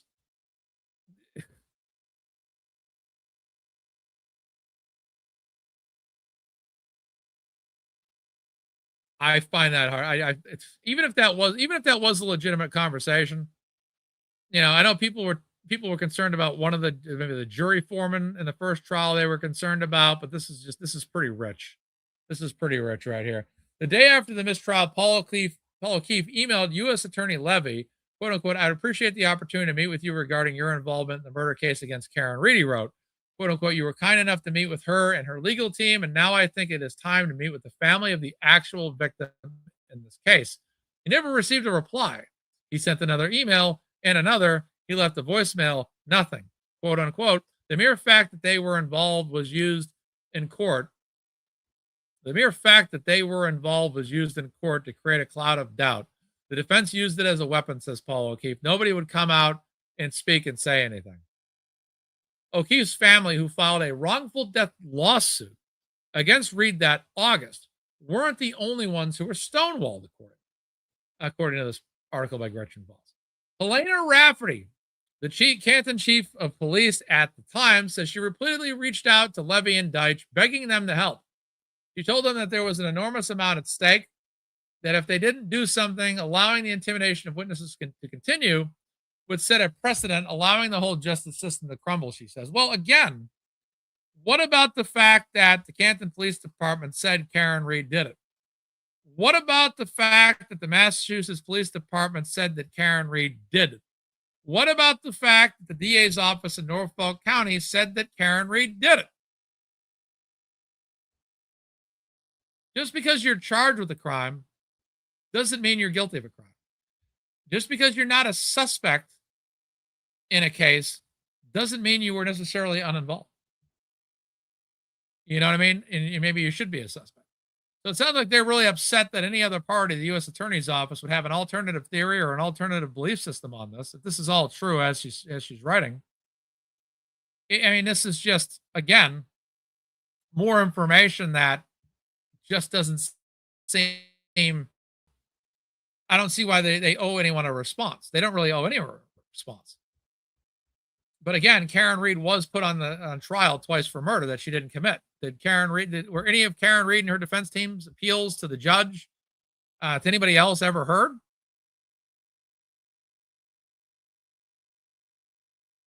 They finally agreed to meet in the fall. Continuing here. They finally agreed to meet in the fall between Reed's mistrial and the second trial. Quote unquote, I repeatedly reached out to Adam Deitch, like, these people are getting eaten alive. They're your witnesses too, Rafferty recalls telling him. When she arrived at the meeting, 9 people were seated around a large table, including Levy and Deitch. Quote unquote, I said, I am coming in to beg for help, because, you know, Helena Rafferty is such a wonderful person that everyone that's a Karen Reed supporter loves. She said, and opened up a huge portfolio full of abusive letters and emails that have been sent to the witnesses, residents of her town, quote unquote. And I'm crying. I'm saying, help me help these witnesses. This is crazy. She wanted them to speak up, to tell Carney's followers, the free Karen Reed diehards, that these witnesses were in fact witnesses and not murderers. Again, everything is up to public opinion, though, once the story hits. You know, everyone has the right to take from that what they believe. People have the right to believe what they want to believe. Levy texted her later. They had talked about it for a while after she left. Rafferty says he wrote, and there was really nowhere they could go with it. Again, because I think he would conclude that it's public opinion at that point. Levy stepped down in January 2025 due to the change in presidential administration, and Leah Foley was appointed U.S. Attorney shortly thereafter. Her office contacted Rafferty and other law enforcement figures involved in the case, including Commonwealth Special Prosecutor Hank Brennan, and let them know that the investigation was closed. The case that had run for nearly 2 years, during which time they allowed Reed to stand trial for murder twice without intervention, resulted in no charges against any of the witnesses or against anyone else. Now, it's my understanding here, looking at this paragraph, that I don't think that anybody in that office would ever make such a phone call and advise that a federal investigation had been closed. And I know this has been running around a lot online, that this investigation was closed, but I just don't know if the feds will ever contact somebody and say, oh yeah, it's closed, that's it. The only conviction from the entire investigation was of one of the federal grand jurors themselves, who pleaded guilty to leaking confidential grand jury information. That story I recall. Though Foley told her law enforcement partners that they could announce it and allowed lawyers for Brian Albert and Brian Higgins to state in open court that they were not the target of the investigation, her office never made an official statement. So let's read it again. Though Foley told her law enforcement partners that they could announce it and allowed lawyers for Brian Albert and Brian Higgins to state in open court that they were not the target of the investigation, her office never made an official statement. There you go. That left the door open for Reed and her Oh, here we go. Oh, here we go. That left the door open for Reed and her, just like I've been doing, right? That left the door open for Reed and her followers to hijack and misrepresent the news. Here's the thing, though. Why didn't Foley's office correct the record? If Rafferty was told or whomever was told that this case was closed in person, why didn't, because they petitioned, right? They petitioned Joshua Levy to shut this thing down or let the public know, whatever, right? They petitioned for that. They said that Levy never did that. But then Leah Foley contacted them and let them know the investigation was closed. Then why didn't, when Foley didn't say it publicly, and that left the door open for Reed and her followers to hijack and misrepresent the news, why didn't they just call up Foley again and said, hey, can you make this public?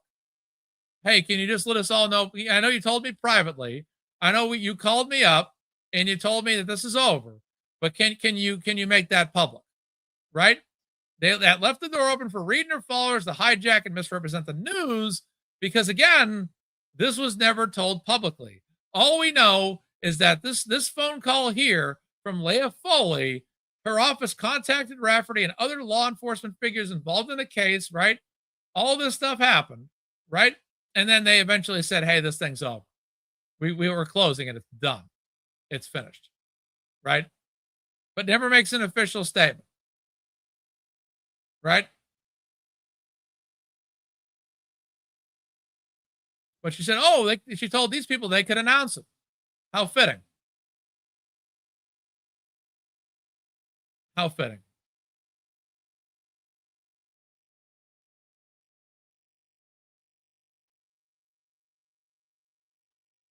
They say here, it doesn't say that Leah Foley made this news public, right? So it says her office contacted Rafferty and other law enforcement figures involved in the case, including Hank Brennan, and let them know that the investigation was closed, right? Let them know. Okay, but it doesn't say that they ever contacted maybe Karen Reed's defense team as well, or somebody else out there. It just says that these parties that had basically an anti-Karen Reed perspective or motivation, they were the ones that were called by Leah Foley.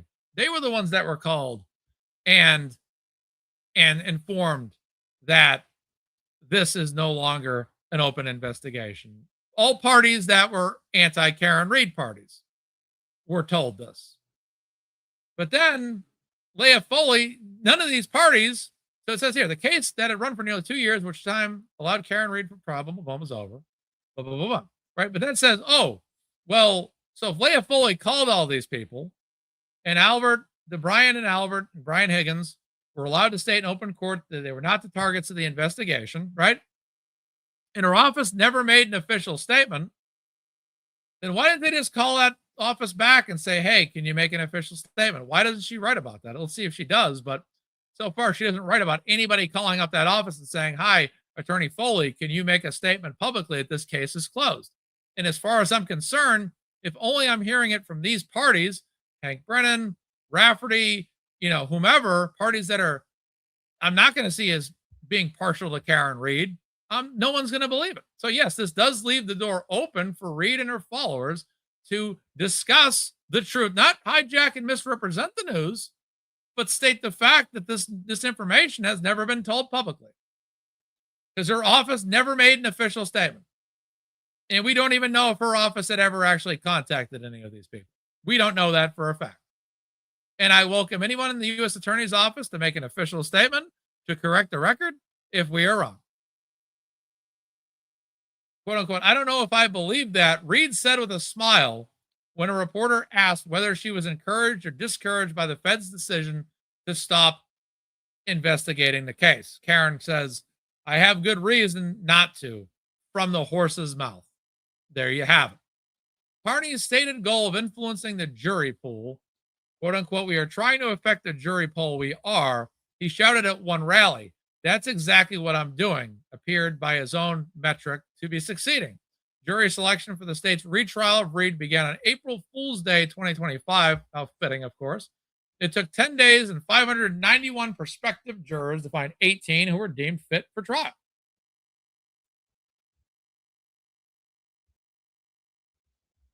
The day the jury was brought back into the courtroom to ask a question amid their deliberations, two jurors appeared to look directly at Carney, who was sitting in the media section, and smiled. I was in the courtroom that day and saw it. Oh, that's interesting. I mean, again, that's all according to her, though.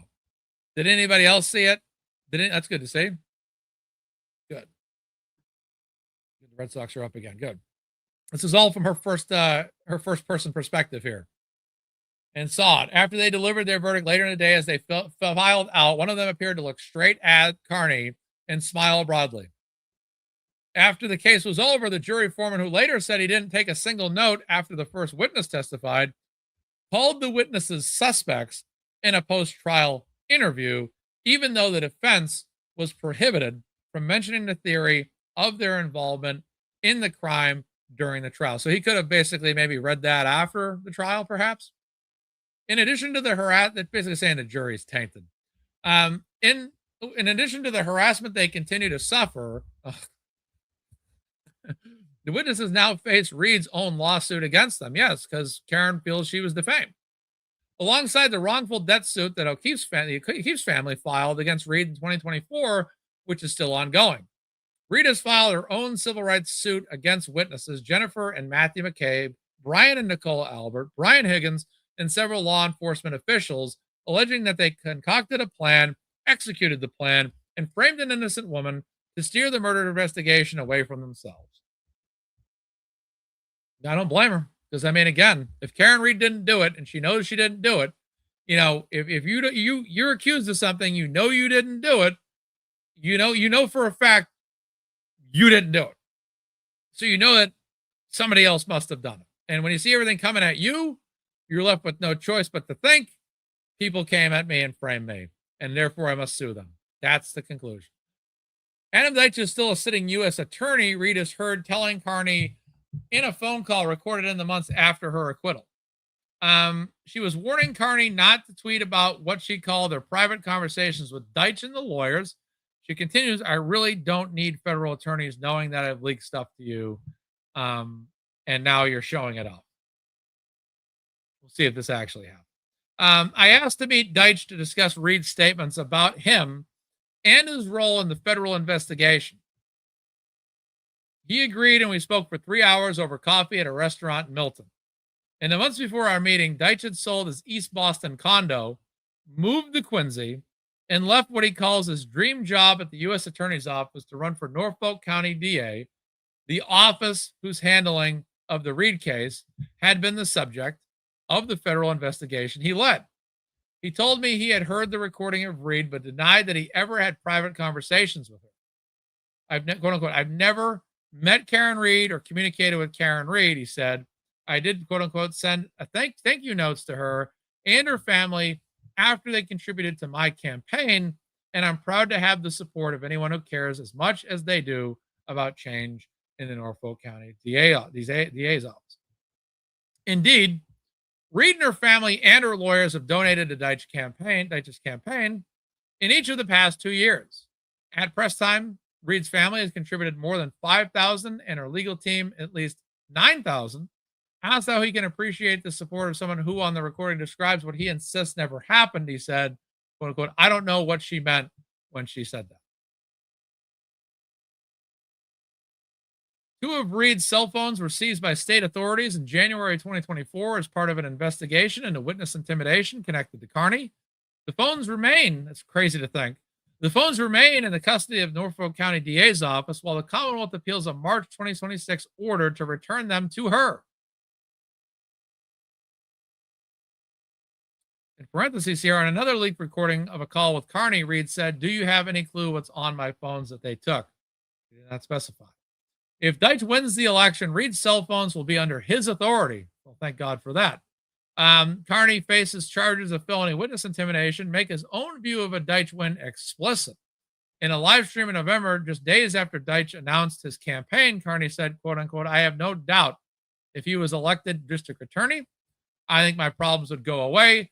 I would hope so. I'm in absolute agreement with that. I anticipate that on day one, if elected, Adam Deitch would throw out and drop all the charges against Aidan Carney. No question about it. I put Reed's statements on the recording to Deitch. I'm not going to comment on specific allegations or cases without seeing the evidence, he told me, saying that he has never communicated with or met Carney, quote unquote. If I have conflict of interest in a particular case, then I will not be involved in the decision making of that case. And though he says the Norfolk County DA's office has been rife with conflicts, he declined to comment on any of this. For instance, the chairman of his campaign committee, Michael Loans, is married to fellow Assistant U.S. Attorney Anna Peruti, who has co-prosecuted cases with Deitch and whom Deitch says is a close friend. Peruti, who was also the prosecutor for the federal grand jury, who leaked confidential information in the Reed case, she requested a lighter sentence than the judge ultimately issued. Though Deitch has declined to discuss it, talk of an apparent connection and conflict of interest has been circulating online.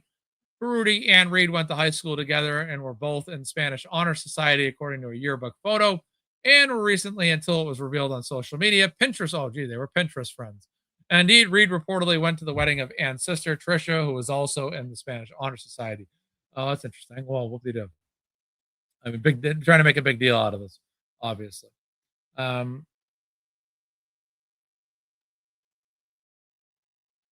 When asked about whether he would reopen the investigation into O'Keefe's death, as he alluded to on the campaign trail, Deitch said, I believe the O'Keefe family has been fed a one-sided set of facts, end quote. Although he speaks about the O'Keefes often while campaigning, he first contacted the family, according to Paul O'Keefe, only after Paul emailed him, with several reporters CC'd, including this one, that being Gretchen Voss. Does that mean that he believes the family is wrong that Reed is responsible for O'Keefe's death? Quote unquote, if you look at the evidence that has been made public, he said carefully, quote unquote, what's clear to me is that the charges did not match the evidence. Deitch highlights his work leading the federal investigation in his campaign, but says he cannot discuss its details, right? The investigation closed in early 2025 without charges. What it produced publicly was the text messages found on the personal cell phone of Massachusetts State Police Trooper Michael Proctor, the lead investigator on the O'Keefe case. Messages so racist and misogynistic, they led to Proctor's dismissal and later the revocation of his law enforcement certification. Deitch has appeared on the YouTube program of Emily C., a free Karen Reed podcaster whose past segments have included mockery of John O'Keefe's mother and of the children of the witnesses. Deitch told me he was open to appearing on podcasts across the political spectrum to reach the widest possible audience. So Emily C. is the target of an alleged mockery of John O'Keefe's mother, Peggy. And Emily C., in response to that, released a now famous video on YouTube, a now viral video on YouTube, where she basically said, if I was making fun of her, I had something to say, you'd quote unquote bleep and know about it. And she did the little head thing at the end, which I loved. So Emily C. had her little response to Gretchen Voss about that. A few weeks after our interview, Deitch declined an invitation to appear on a show called The Forensic Room. Very interesting. He declined an invitation to appear on a show called The Forensic Room, hosted by supporters of the witnesses and the O'Keefe family. Instead, Reed and her father, Bill, attended the grand opening of Deitch's new Quincy campaign headquarters. His campaign, quote unquote, his campaign to run for the office, Morrissey says, quote unquote, certainly provides plausible motive for misconduct in the investigation he led as an assistant United States attorney. 5 minutes down the road from the Norfolk County DA's office, more than 400 supporters of the witnesses on John O'Keefe's murder investigation gathered on a March evening to raise money to defend themselves against Reed's lawsuit. Long tables flanking the ballroom were loaded with merch for sale.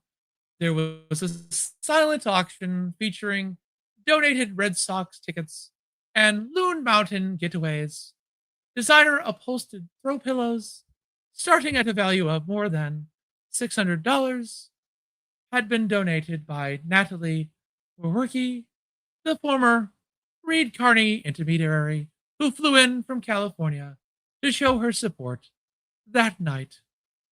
Inside, the crowd, which had grown too large for the dozens of round tables draped in white cloth, rose for a standing ovation for Peggy O'Keefe, who was there with her son Paul to support the witnesses. Brian Albert, too, was met with a thunderous applause as he took to the microphone, quote, unquote, "These three-pronged attack was executed with military precision. It was consisted of a vicious and unscrupulous defense team, an army of social media lunatics, and a highly unusual and unprecedented federal investigation, all coalescing, in my opinion, for the common goal of influencing the outcome of this case," he said. "The system," he said, "failed them at every turn, quote unquote. They allowed us to be lambs for the slaughter. It's the worst thing I have ever experienced, and that's saying a lot, because I've seen a lot. I've seen the worst humanity has to offer." Sounds like a wonderful time that Gretchen Voss has explained there. Absolutely incredible. Sounds like a fantastic night for anti-Karen Read people to gather. Rounds of applauses. Sounds like an incredible night to be anti-Karen Read. The money they raised that evening would go on to defend against Read's civil. The money they raised that evening would go to defend against Emperor Read's civil lawsuit against them and to fund a lawsuit of their own. 1 month after the event, on April 16th, Chris Maddy, the lawyer for the Sandy Hook families who won a $1.4 billion defamation award against Alex Jones for claiming his shooting was a hoax, filed a lawsuit on behalf of Jennifer McKay, Brian Albert, Colin Albert, and Brian Higgins against Read and Carney for defamation, intentional infliction of emotional distress, and civil conspiracy, among other counts. Quote unquote. This case arises from a multi-year conspiracy orchestrated by Karen Read and Aidan Carney to subvert and prejudice the criminal justice process in Norfolk County, Massachusetts. My goodness, I never knew that an independent journalist and a defendant would have so much power to influence a case and influence a jury. My goodness. And the fact that they would have done that in the face of absolute corruption in Norfolk County would be even more impressive. The complaint states, Read, quote unquote, knowingly destroyed the reputations and lives of innocent people to deflect attention away from her own culpability, it alleges. And Carney, quote unquote, received his information exclusively from Read and her legal team, made no independent journalistic effort to verify the accuracy of the murder accusations before publishing them, repeatedly ignored or dismissed evidence contradicting his narrative. Maddy says that the lawsuit put it best, quote unquote, this operation to assassinate the character of innocent witnesses has caused incalculable harm, subjecting them to a daily tidal wave of hatred, harassment, and intimidation, he says. What about all the people online that always say Karen Read's a killer? What about all the accounts online that say Karen Read did this, Karen Read killed people? Doesn't Karen Read suffer a lot of mental conflict from people online saying she's a murderer and a killer all the time? Well, the damage to them has been catastrophic. Read's and Kearney's lies, that's, again, your opinion, because I don't believe they're lies, which were amplified by a vigorous public relations campaign. Public relations campaign, really?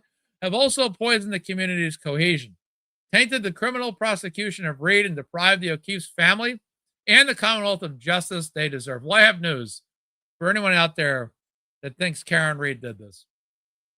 That's that Karen Read didn't do this. And that justice for John O'Keefe is not the conviction. Justice for John O'Keefe is not the conviction of Karen Read, because Karen Read didn't do this, because the evidence shows that she didn't do this. So justice for John O'Keefe is not Karen Read spending the life behind bars, because that would mean John O'Keefe's true murderer is still at large. It would still be out there. We don't know who that is. many suspect, but it's not Karen Reed. So there can never be true justice for John O'Keefe unless whoever did this is found. But it's not Karen Reed because the evidence suggests that it's not her, and she was acquitted of murder. On his live stream since the lawsuit was filed, Carney has called Matei retarded and said Matei would be, quote unquote, be his play toy for the next few years. He said he would, quote unquote, destroy Maddie's reputation, or Matei, however you say it. Quote unquote, now is when we double down, motherfucker, he said. End quote. I have, end quote, coming after the mother bleeper. Quote unquote, I have an army of people behind me. The witnesses had stayed mostly quiet through the investigation, both trials and years of harassment. Well, again, because I don't think they were in a position where they were a defendant. Whereas Karen Reed was a defendant. Karen Reed did have her, you know what, on the line and had to fight her way out of it. And if that's raising awareness by speaking to an independent journalist and having events for people that are online content creators, do whatever she can to raise money, well, that's her play. You know what I'm saying? Because she had to, but now these House defendants, they're now facing a civil lawsuit from Karen Reed. And now they have to, they have to have an event where they raise money. They have to have a Give, Send, Go or a GoFundMe. They have no choice now because now they have to go on the defense against Karen Reed's civil suit, which they've also counterfiled against Karen and Aiden Carney. So, that's the next level. That's the next phase of this whole process. Quote unquote, we trusted the process. We trusted the system. We believed if we told the truth and endured, that would be enough, she said. Quote unquote, we were quiet when quiet was right. This time we're not whispering. End quote. Yeah, again, because during the trial, you guys were on the stand. You guys were witnesses, right? So they had to be quiet until they were called upon. Very standard for a witness in a trial. But now if there's a civil suit going on, it's a different set of circumstances. They now have to, probably be more vocal in certain ways. The same way Karen was when she was a defendant in her trial. It's how the whole process works. So, unreal. That said, update, the story has been updated to accurately reflect that Aiden Carney's phone extraction had became public via his now former girlfriend. The story has also been updated to remove any ambiguity about the context of a message from defense attorney David Yannetti to Aiden Carney, right? When Yannetti wrote, quote unquote, these bastards deserve all the scorn we are giving them. He was referring to the Massachusetts State Police. So they updated that. A version of the story appears in the August 2026 print issue of Boston with the headline, quote unquote, read between the lines. Many are suggesting that Boston Magazine at this time should retract this article altogether, or at least, print some kind of retraction or make some kind of a statement about that. So that's that. Well, ladies and gentlemen, I've been live for nearly 4 hours, which is wild. I didn't realize show was on this long. But that's that. That's my reading of Gretchen Voss's article and my reaction to Gretchen Voss's article. Thank you guys for tuning in today. Please have a great day. I'm going to be back probably Tuesday night with a special broadcast Tuesday night. It's going to be a live stream broadcast. Jenno, one of my mods, has reached out to me with some information, and we'll be talking about that. Oh, the Glare is in the house. The Glare is in the house. Yeah, it took you 4. Yeah, it took me 4 as well, man. Yeah, wow, it was a big read. It definitely was a very big read, but what a lot of nonsense in that article. All of it nonsense, throughout that article, which was just crazy. But my goodness, it's just the way they try to portray certain things just had me kind of a little fired up from time to time during this stream and all that. So yeah, I did a show yesterday, a show today. Gonna take some time here. I'll be back Tuesday night, very briefly on Tuesday night. I don't expect to be longer than an hour on Tuesday night, but I'm taking a favor from one of my mods requested a favor to cover something. I'm looking into that right now between now and Tuesday, and I'll be back with a special topic Tuesday night. So yeah, it's a good day. I haven't even had lunch yet. It's 4:00 in the afternoon. Haven't even eaten lunch, so I'm gonna get on that right now and have something to eat. I think I'm gonna fire up some burgers. I think it's gonna be burgers with cheddar cheese, bacon, jalapenos, and grilled onions. Grilled jalapenos, grilled onions, cheese, and bacon on a burger. So can't have a roll because I'm on the keto diet, which is too bad. Can't have a burger roll right now on the keto diet. So what I'm gonna do is I'm gonna grill the onions, and the onions are gonna be the top and bottom bun. So I saw this online. Like instead of lettuce wrapping them, onion wrap them. We just put an onion top and bottom, let the onion cool off, and then all that. So it'll be good. Well, that's good. Yeah, nearly 4 hour show. Lot going on out there. You know, Aiden had a lot to say about Gretchen Voss last night. Quite a bit of it. And Yannetti had a lot to say online. Yannetti is not holding back. He's got a lot to say about this subject matter. And that's that. Yeah, so we're good. And you guys take care of yourselves. From Mazda Media, I'm Mark. Have a great afternoon, ladies and gentlemen. Take care of yourselves.